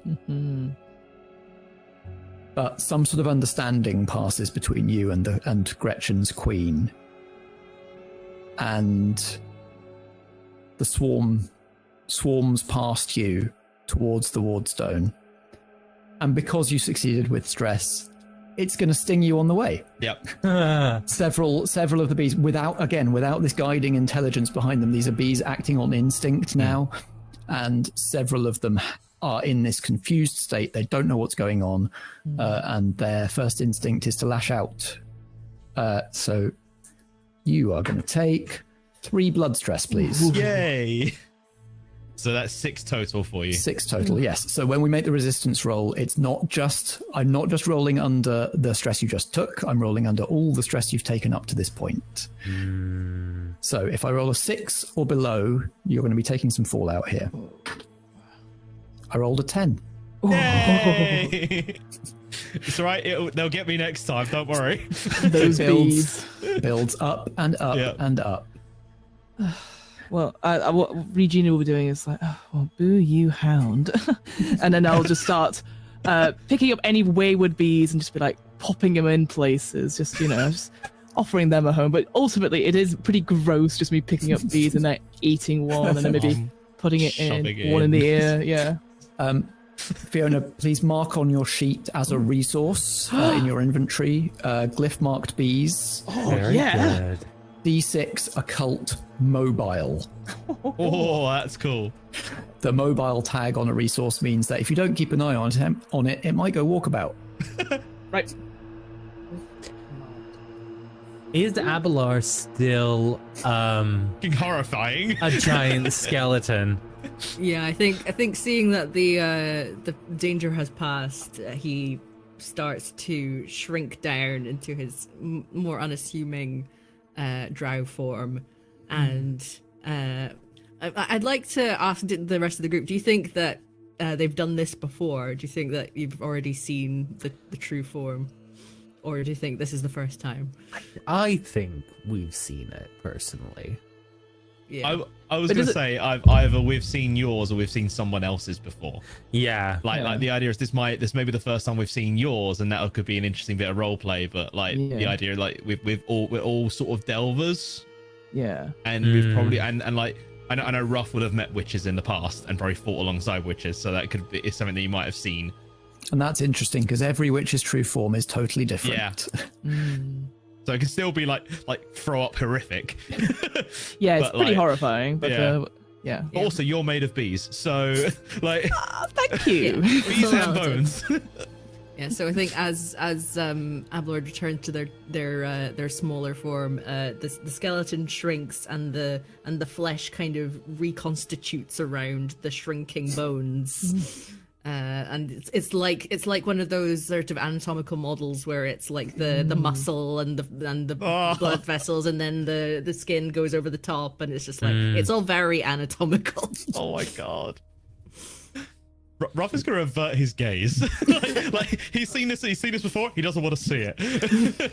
I don't think Killian does avert his gaze. I think he watches and then makes eye contact with you and just goes, "That was revolting." Thank you. That's what I aim for in all things. Sorry, while Regina's just eating bees? I'm just eating bees, yeah. This is so good. Not like that. I'm a lady. I have class. I do one at a time. It's not like a big bucket of popcorn. You're just like, oh. One for me. Oh, another one. There's no distended jaws here, unlike someone we know. Ruff Shepherd also withholds her gaze from this and lights and passes you a cigarette. Cheers. This is like, it never gets easier. Matt. Hello. I cast the spell Greed of the Red King, as well as all of that fun stuff I get to do about finding out what people want. I can also smell money and anything of particular value. Incredible. Okay. Is there anything that maybe Gretchen had that is of particular value? So, in fact, the strongest smell is from Shepherd, who does have a coin purse with some just mundane currency in it. It's not that Gretchen's carrying anything. Like, Gretchen had no valuables. Gretchen was this sort of like ascetic pilgrim, but Gretchen's remains have value in themselves. You weren't there for that conversation, but she offered her remains as payment for this escort mission when she was talking to Regina earlier. The mature honeycomb insides and organs of an elderly deep apiarist can be traded for various things or used in various rituals. I'll harvest as much of it as I can. I think that's immediately what I do, and I don't think I give a care about what Regina thinks. Well, Regina sort of looks at you starting to do that, and then we'll dive in deep into probably under the diaphragm and pull out Hart's version of a tote bag for you to put stuff in it. I mean, if you weren't going to, I was. Careful, there's some honeycomb still on. Yeah, there's like a big patch next to it. Yeah, I thought Ruff looks around, sees this, and then turns back around and reaches into his pocket and just grabs a drink. And he's you always need a tote bag. Sake. Save the diaphragm, planet. Heart's tote bag. Heart's tote bag. It's got, like a flat vector heart on it. Yeah. It's like an I love NY, except it's just the heart You part. can go to the Actual Play UK store to pick up yours today. So Zach, you can add honeycomb D8 occult to your resources. Thank you. This is valuable stuff. And Rough Shepherd says, "What now? That went south. I'll be heading back. Do you have business at Nasanov, or are you heading back too?" He'll actually turn to Regina, throw up a little in his mouth, and go, What's wrong? It's like, please. Do you want to pay a visit? Well, it would be remiss if I didn't. It's on the way, so yes, let's have a little jaunt to the stone. Then it appears we've got business at Nasanov, and it'll turn to Shepherd and it'll go, "Cheers for Siggy."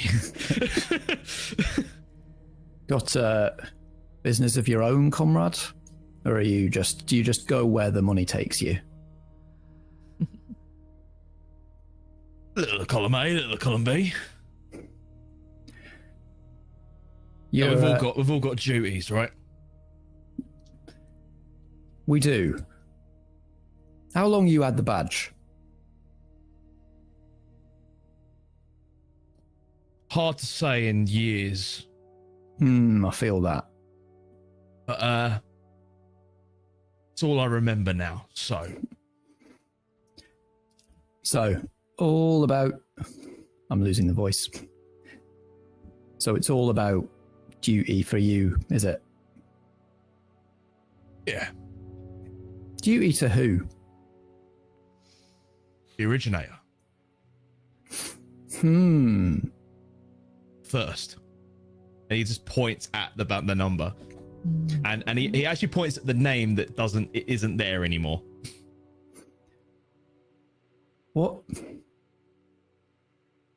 What does duty to them mean to you? Finding where they died. Making it real. See, I don't get that. Those of us that wear the badge, the original 33rd, those of us who wear them now, it's our our duties to the city. It's duty to the people who live here. Your duty's not to that person. Your duty's to carry on their duty. Have you ever heard the adage, two birds, one stone? I suppose. More the less the heart has hold of, the safer people will be. Rather you than me is all. It's a big undertaking to make any place here real. And How many times have you been here to the Wardstone? to the Wardstone, 2, 3. Exactly. And the apiarists, the drones, they've been working on this place since they first forayed down into the city. And what have they done? It's 8 feet out from the stone. That's as far as it gets. It's the most real place I've ever been to. Perhaps. I just think that all the time you're spending trying to create a place that honors your badge holder, your original officer, is time you could be spending fulfilling your duty, doing the job. I'll take it under advisement. Good luck to you then. I presume you're going back to bunker. Without that'll be the way. I might see you there. Happy hunting. And you, don't get lost. Taps a badge. Never do. Cheers. He just flicks the cigarette. And she starts back down the temporary rope bridge that you guys have made. I'll cover your exit. I'll repay the favor one day.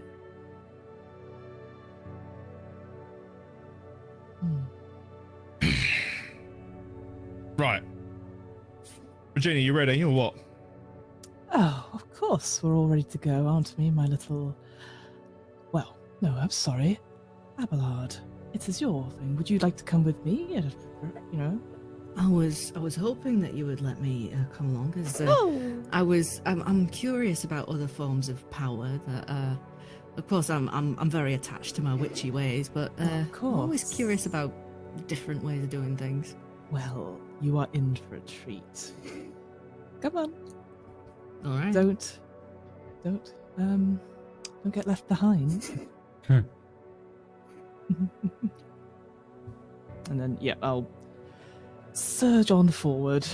Great. Regina leads the way as you complete this delve and arrive at Wardstone Nasanov just in time to see the great 8-meter monolith melt.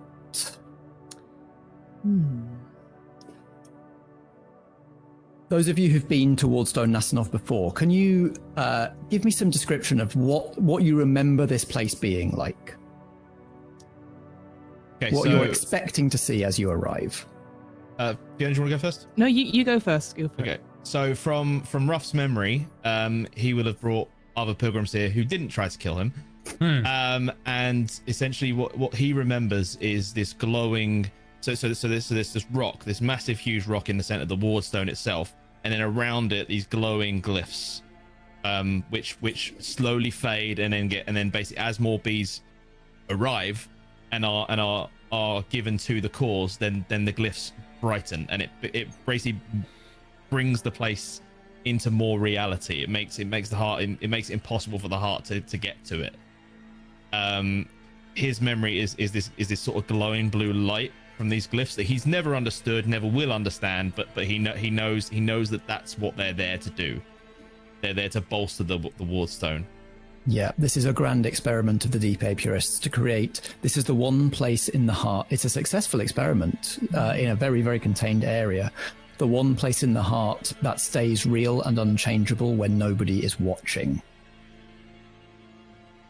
What about Regina? What are Regina's memories of this place? Well, the last time, or the last couple of times I've been here, it has been super busy. This idea of constantly movement and motion, whether it's the bees in the air or the husks or the hives, as we call them, the hive folks are sort of moving around. I like the idea that maybe there's a sort of queuing system that happens. And so everyone gets a moment with the Wardstone, perhaps, to give unto themselves. And what's great about it is that you think it's going to be private, it's not. Everyone can see what you're doing. So, of course, there's some people that do great big sacrifices and some that only do small. And ultimately, if you're in the queue, you judge. You're like, not too bad. Oh, bit much, you know. Bit informative. Yeah, it's like I didn't really feel it. But I wonder if this time is that there's not as many people around. So maybe that's the thing that's striking. Like before, it just was like you knew, almost like, now, this is Fiona doing it now, but maybe there's like a, from this point, 2 hours, you know, that sort of... 100%. But there's, and whilst like, whatever queuing system, be it by rope or viscera, perhaps, that outline where you go, that normally is labyrinth-like. The ropes and stuff may be still there, but the queues are much shorter. So, but that means that you still have to go through the rope kind of maze constantly, and sometimes undergoing the viscera, perhaps. And if you want to get closer to the queues.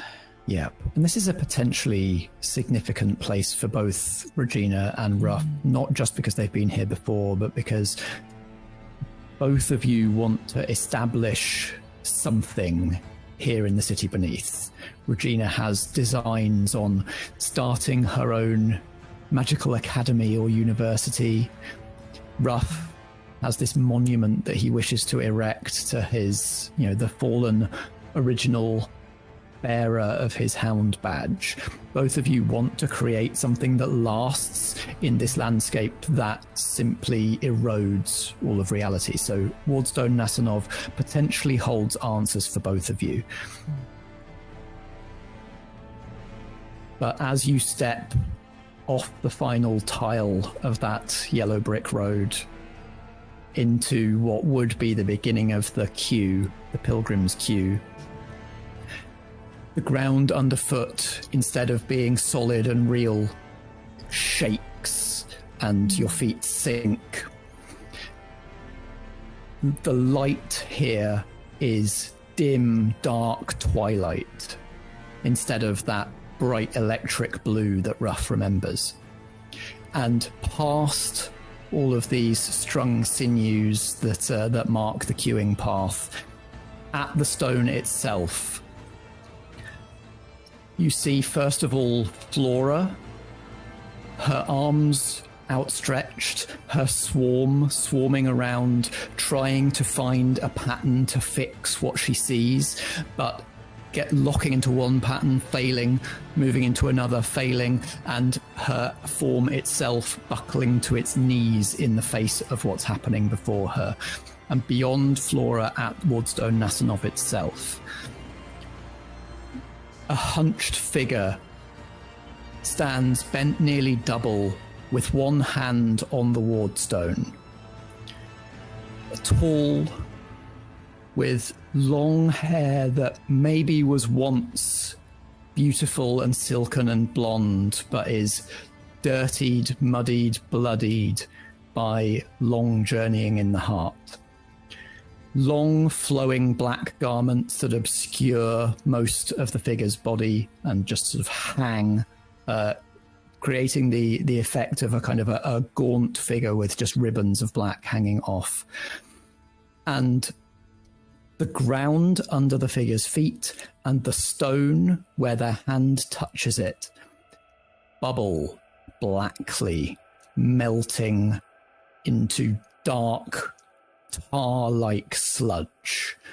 You can see it spreading across the stone, becoming porridgey and soft, and the stone beginning to heal over as parts of it become this thick black sludge. And you can just about hear from that figure at the wardstone a small, frightened voice saying, I don't want this. I don't want this. The ground is shaking. The stone is melting and falling. All is ruin here at Wardstone Nasanov. What do the four of you do?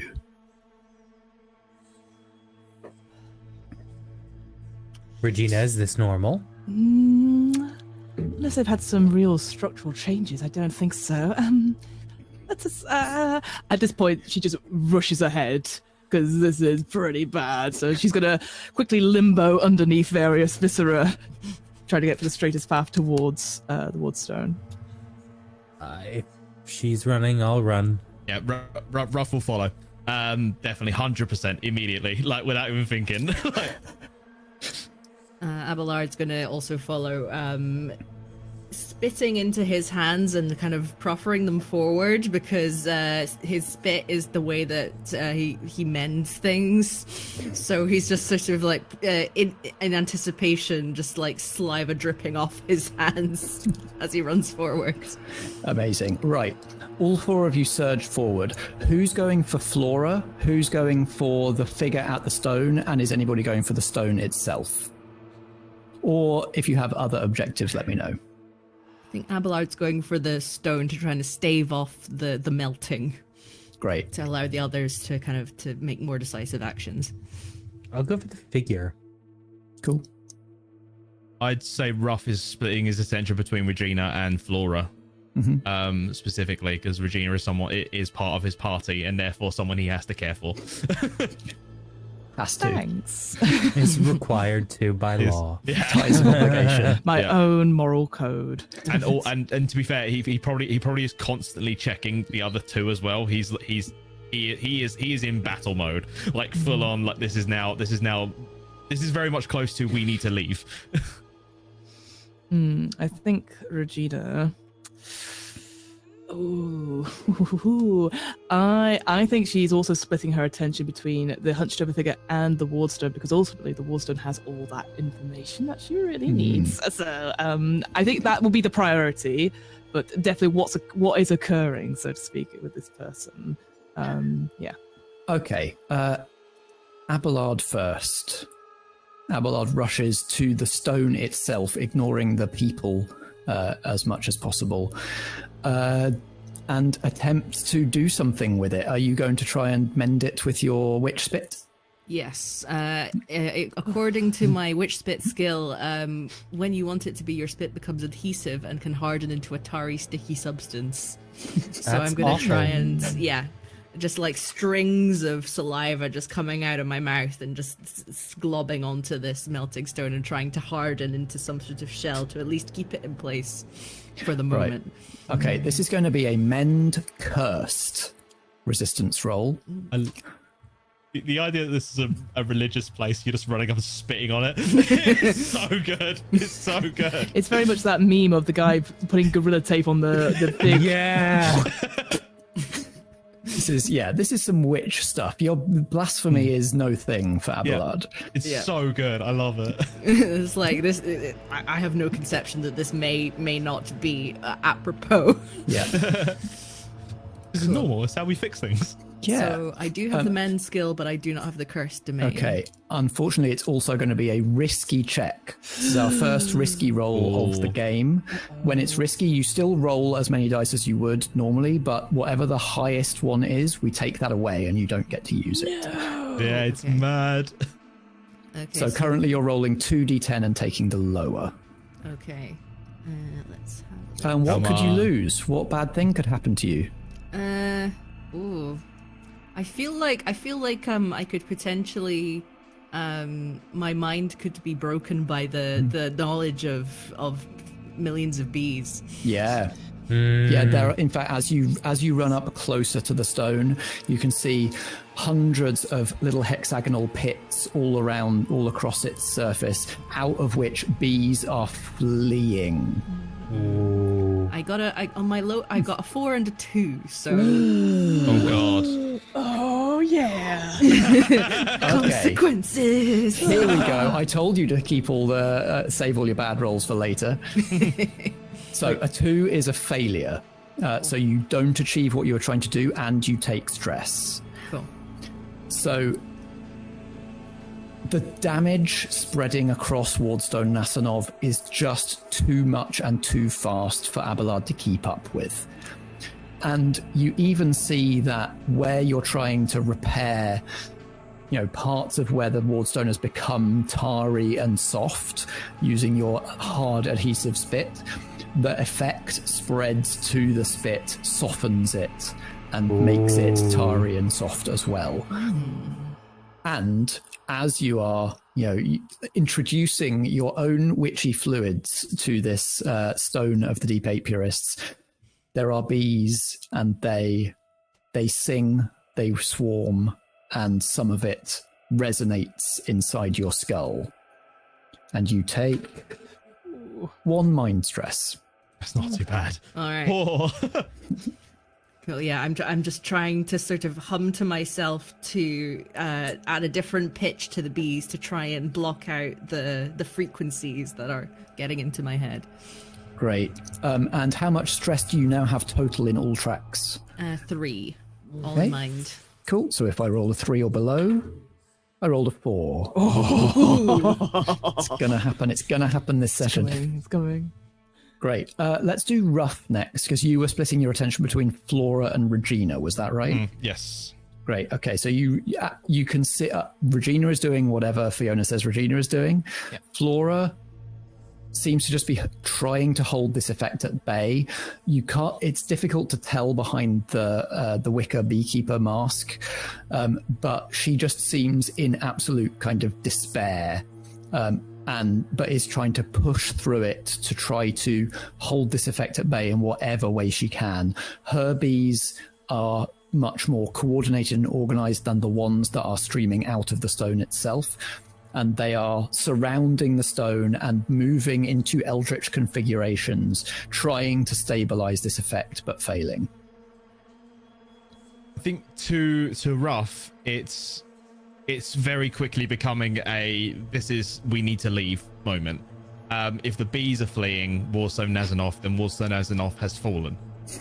And he's very much like he wants to allow them a chance to try, but he also wants to pick them up and run. Sort of thing. So he basically sort of just because it's cool, he basically sort of knee slides next to her, and it's just like he puts his hand on her shoulder, and it's essentially like, you got 5 seconds and we're retreating. Do we think this is a role? Do you think you have something to lose in this situation? I'm not sure he does, unless she lashes back out at him. Oh, which she may well do. I think she's reluctant to go. Yeah. But whether she would actually lash out, based on what we know about her so far, depends on sort of how desperate she is to protect her sacred pilgrimage site in this moment. Let's hold off on a roll for now. And I think he will shout out to the group, we're retreating. Yeah, if you have to pick her up in a fireman's carry and carry her away, that might be a roll later. Yeah. But for now, she hears you. She does respond. She does react. She notices your hand on her shoulder, but says, "No, the Wardstone must stand." And then Killian and Regina, you were running up. Killian focusing on this dark figure from whom this rot seems to be spreading. Regina splitting her attention between the figure and the stone itself. She's changed. Her face is not as you remember, but both of you know the woman at the stone. And as she hears you approaching, she looks up, trying to prop herself on the stone, trying to use its solidness, its realness to help her stand, but only softening it further as she does so. Pulls herself more to her feet and looks on both of your faces with disbelief. This is Melissa Thistle, God fucking. What a damn. great name. Killian's sister and Regina's former classmate at the school that she was. Did you leave or were you pushed? A lady never tells. But I imagine the last time Killian will have seen her was at that dinner, that fateful dinner, where Killian lost his reputation with the family. And probably the last time Regina saw her would have been at school. Yes. What do you remember of her? She was always very neat and put together, but what else do you remember of her? For me, well, obviously she was a very good assistant. She worked very hard for me and got everything done. She always got our lunches, which was always very nice. I mean, her last couple of letters were very entertaining, but I didn't expect her to be here. I was hoping to start the school without her, but never mind, here we are. But yeah, I think the last sort of memories Regina would have had of her was that an annoying person that would flit around, but I tolerated because she got my homework done. So, Did she try to, like, she looked up to you? Did she try to dress like you? oh yes, it was like a shadow. Bless her, she tried. And what about you, Zack and Killian? She was the favorite. And it was her who instigated the inevitable push that I received. If it weren't for her, then I would still be home and I would have what is mine. But instead, now she has it. And as she looks at both of your faces, you see recognition, and you see wear and tear. This is not the put together Melissa either of you remember. Now that you're closer, you can see that her black clothes are much like Killian's, the remains of incredibly fine silks and satins, ripped and dirtied and bloodied by journeying through the heart. And she looks at you and recognition flickers in her sodden face. But all she says is, Reggie, brother, I'm missing something. Something's not quite there. And as she shifts position to stand up straighter, you can see that where her heart should be is a hole. Through where her heart should be, you can see the deteriorating wardstone behind her. And from that ragged hole where her heart should be spills this black tar-like substance. I'm missing something. Your heart, sister, seems to now reflect the truth of your character. I'd never wanted... I don't want this. I don't want any of you to see me like this. Oh, but we do see you, Melly. How delightful. Do you feel exposed? Those eyes. I don't want you to look at me like that. More black tar-like ichor spills from the hole where her heart should be. More spreads from where her hand still rests on the stone. More spreads across the ground from where her feet touch the floor. And now that you've approached closer, it's now spreading across the ground and approaching your feet.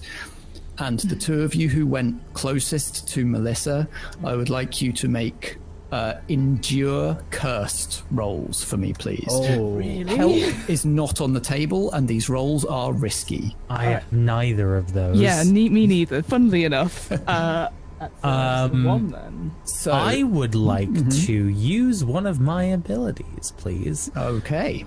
Which I can't find on the character sheet off the top, but I swear I've got it. But where I can, once per session, declare a 6 as a result. I believe. I think I've got that as well. I believe, yes. I think that comes from your calling, so you all have that. Yeah, the unorthodox methods. Correct. Yes. We all have that ability, which is very good. I would like to use that in this instance. That's very good. So, Fiona, you're in the situation where, unless you want to use this as well, I'll just explain the mechanics so we can decide. This is a situation where you don't have either the skill or the domain, which means you'd be rolling 1 die. Because this is risky, we'd take away a die, which means that in this situation you'd roll twice, you'd take the lowest, and you're rolling on a different table. Where instead of 6 or above being a success, now 1 is a critical failure, and every other number on the D10 is you fail and take stress. Yeah. Might be the other way around. It might be a 10 is a success and the rest is... I think from my memory, it's the other way around. 10 is the only way you get out of that, if I remember rightly. 10 is a success. Everything else... 10 is a success, but you still take stress. Yes. Every other result is a failure. Well, I've not rolled this session, so I'm going to roll and see what happens. Go on! Okay. Crazy. So, crazy. Zack, I'm going to say, because you're using the Unorthodox Methods ability, you're rolling on the normal table, effectively. So you get 6, which is a success, but you take stress. And then Fiona, roll those 2 dice and see what we get. Okay. And it's the lowest number, yeah? You're getting the lowest, unfortunately. Basically, you need 2 10s here. I'm the luckiest girl in the world, it's fine. Oh, yeah. Come on. Well, I got a 9 Oh, and a 3. So still a... Both failures, unfortunately. So, Killian successfully endures this. So, tell me what that means for you. Does it mean you dancing back out of the way? Does it mean you using magic to shield yourself? What does it look like? I think it's a I think it's magic to shield myself. It's almost like, imagine a force field has come up around me. I'm kind of willing the Ichor to kind of pull around me, almost like I'm Jean Grey, holding back the dam in X2. Yes. And if it's all right with you, Matt, I would like the stress that I take to be mind stress. I feel like for exerting myself so much. Yeah. I'm very happy with that. And then, Regina, how were you trying to hold this back? You fail, but how were you trying to? I think... I'm an idiot in the sense of I don't look down. So I think I'm already standing in the black Ichor, and I'm not wearing any shoes. Oh, I love this. And I'm like, oh, please, Melly, you're the black to my yellow. And then I'm like, quite literally, it seems, as then the Ichor just sort of envelops, I'm guessing, or starts to come up me. Let's do that. Well, we'll find out, because it might have no mechanical effect if you don't take fallout, but we'll do Killian first. Because you succeeded the endure, you're getting you're getting a smaller die of stress. And you're taking this to mind, so I'm rolling a d6. Rolled a 6. Oh, God. And we'll do your fallout roll in a moment once we've got Regina's stress. So, Regina, you're taking the full d8 to Echo. Echo, okay. I only rolled a 3 that time. I love how that pans out. I know, right? Regina's just serene and is fine always. So, sorry, that was a 3, yes? 3 Echo stress for you. Thank you. So now, Zack, what's Killian's total stress? 9. Oh, no! There's a possibility for major fallout here. If I roll a 6 or below, minor fallout. 7 to 9, major fallout. 10 or above, you're safe. That's a 2. Yeah. So you're going to take minor mind fallout. Okay. which I'll work out what it's going to be in a second once we've done the same thing for Regina. What's Regina's total stress? It's only 3 because I'm very protective of myself. Okay, so 3 or below and you get minor fallout. Yeah. That's a 10. Oh, easy. Regina weathers the storm. So you did fail, and so you are standing in this stuff, and it is starting to eat away at you. But it's only stress at this point. It doesn't physically harm you. It doesn't sort of get into your mind or remake your form, but you can feel it trying to. And I think you are forced to sort of move away. You're forced to finally look at your feet and realize where you're standing and move. I just got these feet.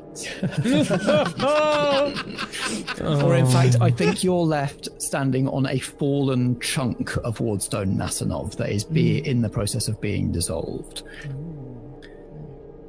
Killian is going to take fallout. So, good news. When you take fallout, you remove stress. So, because this is minor fallout, you remove stress from the appropriate track. So you just remove all your mind stress and go back to 0 mind stress. God damn it. If you've got stress in other tracks, keep it. He wants the mind stress. I want the He mind wants stress. it. Give me the mind stress.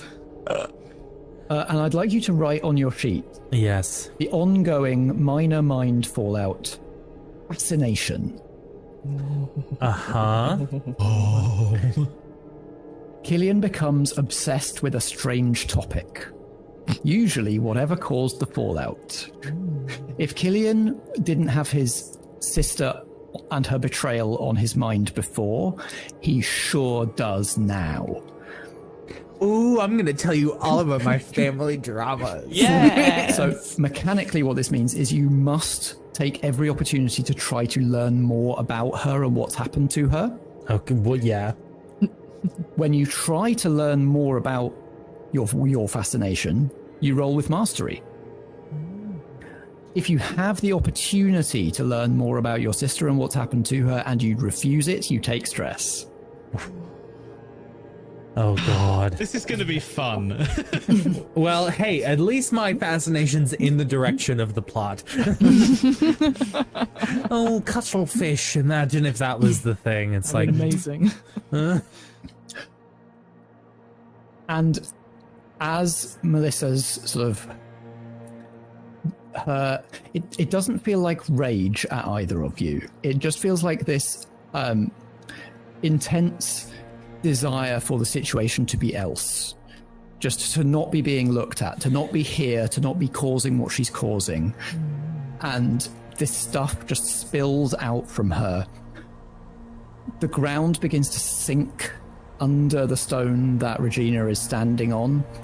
The effect races outwards towards where Ruff is standing with Flora. The whole place is coming apart. The stone falls. And rather than falling and cracking, it falls into this pool, this growing pool of black tar-like stuff, and simply begins to sink and dissolve. The reality that Wardstone Nasanov was holding in this place breaks in an instant, and this entire landmark begins to sink back into unreality, but more than unreality. All of you have seen what it looks like when a place is simply as the heart wills it. The strangeness, the experimentation that the heart itself wills upon the landscape. This place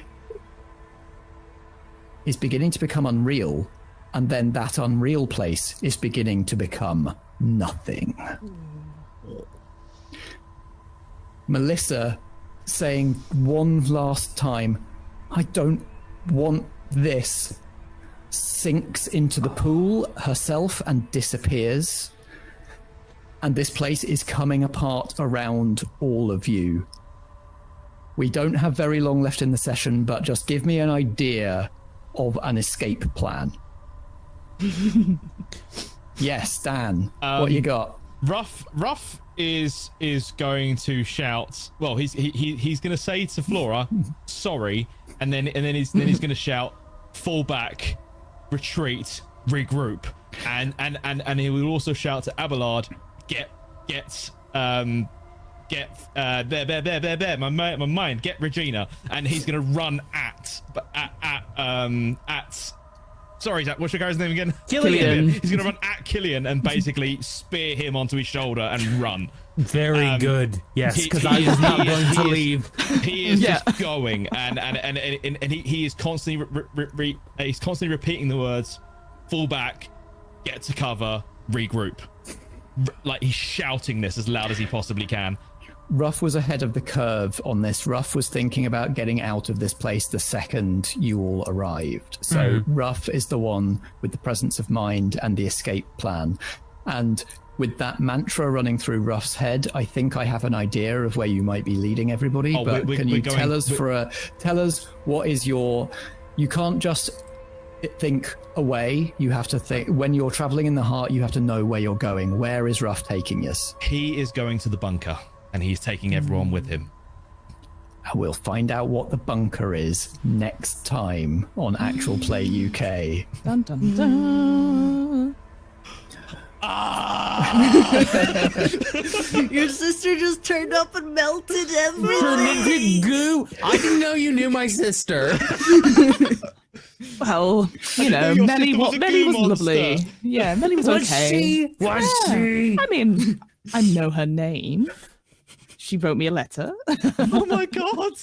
Wow. Okay. We've got a little bit more play to do just before we start to wrap up the stream. Yeah. Has anybody achieved any of their beats this session? Yes. I believe so. Yes.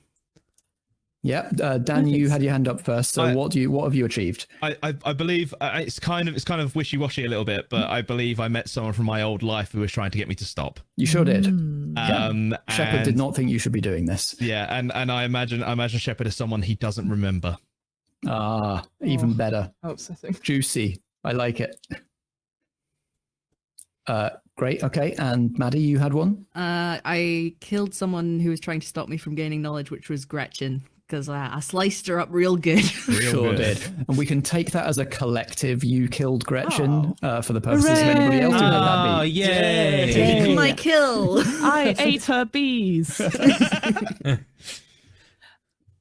I would also say that Regina did allude to events that led her to seek forbidden knowledge. She sort of confided a little bit in Gretchen before the inevitable betrayal. Sudden but inevitable. Yes. Yes, indeed. Great. So anybody who achieved a beat, you can cross that beat off. You can never take that beat again and gain an appropriate ability. So if it was a minor beat, you gain a new minor ability. If it was a major beat, you gain a new major ability. Here, I don't think it counts that I did meet Melissa, but she didn't say to give up on my quest. That is true. I don't think there was anything like that, so I don't think I can justify crossing that off yet. Okay. Yeah, it's up to you. I mean, you know more about Melissa's intentions. I'd love to know. So I don't know. Maybe it's up to you, actually, Matt. No, I think that sounds right. You met her, but she didn't explicitly say give up on this quest. So I think I'll keep that unticked. Well, I was going to say, any beats that you don't achieve, you can either keep it active for next session or you can swap it out for something else. Okay. And that's the next thing on the agenda. Heart has this built-in kind of next time on heart mechanic, where at the end of every session we choose what beats we're going to try and aim for next time. So the beats are listed under your calling. All of our players tonight are using the Enlightenment calling, which means that they've come down into the heart seeking forbidden knowledge of some description. And so that has many minor and major beats listed underneath it. So does anybody have their eye on any already? Yes. Yes, Definitely. same. Yeah, I've gone for a minor one. I've gone find a helpful text. Nice. And then major one, I'm just going to put it, we'll see. Attract a protege that has read your work and is determined to learn more. Oh, I love that. Oh, very nice. Next time on Heart, Regina finds a text and a protege. You guys. For me, I think I'm going to keep my major, which is find a source of knowledge, on tier 3 of the heart. You are on tier 3 now. I don't think I've achieved that, I would say. but I'm adding a minor called Acquire an NPC Bond who has access to useful information. Very nice. And I would let where you we're going. I would let you get that first beat if you wanted, because you did find a source of knowledge. It's just that it melted. Okay, all right, cool. I'll take it. I'll take whatever I can get. In that case, let me figure out another beat. You found it. It was through no fault of your own that it melted. Yeah, that is true. Zach, I heard you talking. Yep. Yes, I think I'm going to get rid of my minor beat, take a new one, and I'm going to take the minor beat, put the acquisition of knowledge above preserving the lives of your allies. Oh, Yeah. that's all right, because we're doing that anyway. Yeah, feels like we're doing that already. I was going to go for allude to the events that led to you seeking forbidden knowledge, but I thought that was a bit too, like, that was going to be too easy to achieve. Sometimes you can take an easy W, you know? I still want. I think putting your lives above this for knowledge feels more fun and dramatic. Fantastic. And I'm going to take the major beat. Take major mind fallout. Beautiful. Yeah, so we're going to keep hitting you with that mind stuff. Yes. Great. And Maddy? I'm going to swap out my minor beat to destroy evidence or rhetoric that proves your task to be impossible. My task being to figure out what the heart is. And my new major beat is acquire a renowned piece of equipment. Ooh, exciting. Great. Going shopping. Next time on Heart. Get in, loser. We're going shopping. Yeah. Oh my god. Mean Girls, the episode. Yes. We're shopping for NPCs and equipment. So my new major beat is going to be gain authority within a faction that you can use to learn more about your goal. Wonderful. Okay. Yeah. So yes, tune in next time when we'll be shopping, regrouping, trying to find some knowledge, form some allies, try and combat this threat, work out exactly what's happened to this former ally of some of our friends. I'm so keen. I'm keen too. I love this game. That was part 1 of Heart the City Beneath here on Actual Play UK. You can tune in again for part 2 on the 23rd of February, and we will be back live. You can also tune in on lots of other exciting stuff going on Actual Play UK. If you can't wait that long, or if you just want more stuff to enjoy, more role-playing game content, every Thursday pretty much we have Delta Green. If you're into what we're doing here in Heart, I think you'll probably enjoy the weirdness of Delta Green as well. And after our part 2 on the 23rd of February, there will be a 2-shot of Warhammer Fantasy Roleplay coming up on the 1st and the 8th of March. Very cool. So for some more epic but still gritty and grimy fantasy role-playing. So tune in for that. Again, once again, please don't forget to follow, and if you're able, subscribe to Actual Play UK. You can also find us on YouTube, where lots of our games are uploaded after they leave Twitch. And we're on Twitter and Instagram as well, at Actual Play UK. Should I still say Twitter, or is it X now? I think it's still Twitter. It will always be Twitter. We know who you mean. Yeah. Yeah. That's all the places you can find Actual Play UK. I have been Merely Matt. You can find me also on Instagram and Blue Sky at Merely Matt. And you can find me on the Merely Roleplayers podcast. Go to merelyroleplayers.com or search for Merely Roleplayers on your podcast app. Right now we are wrapping up another Monster of the Week arc where we're heading to Fairyland, and we'll be back soon actually with the audio from our live show from Dragon Meets 2023 is coming up on the feed as well. That's me. Let's go in reverse order from the intros we did right at the top. So Zack, remind us where people can find you online. Hello, you can find me personally all over the internet at ZackFG. That's at ZackFG.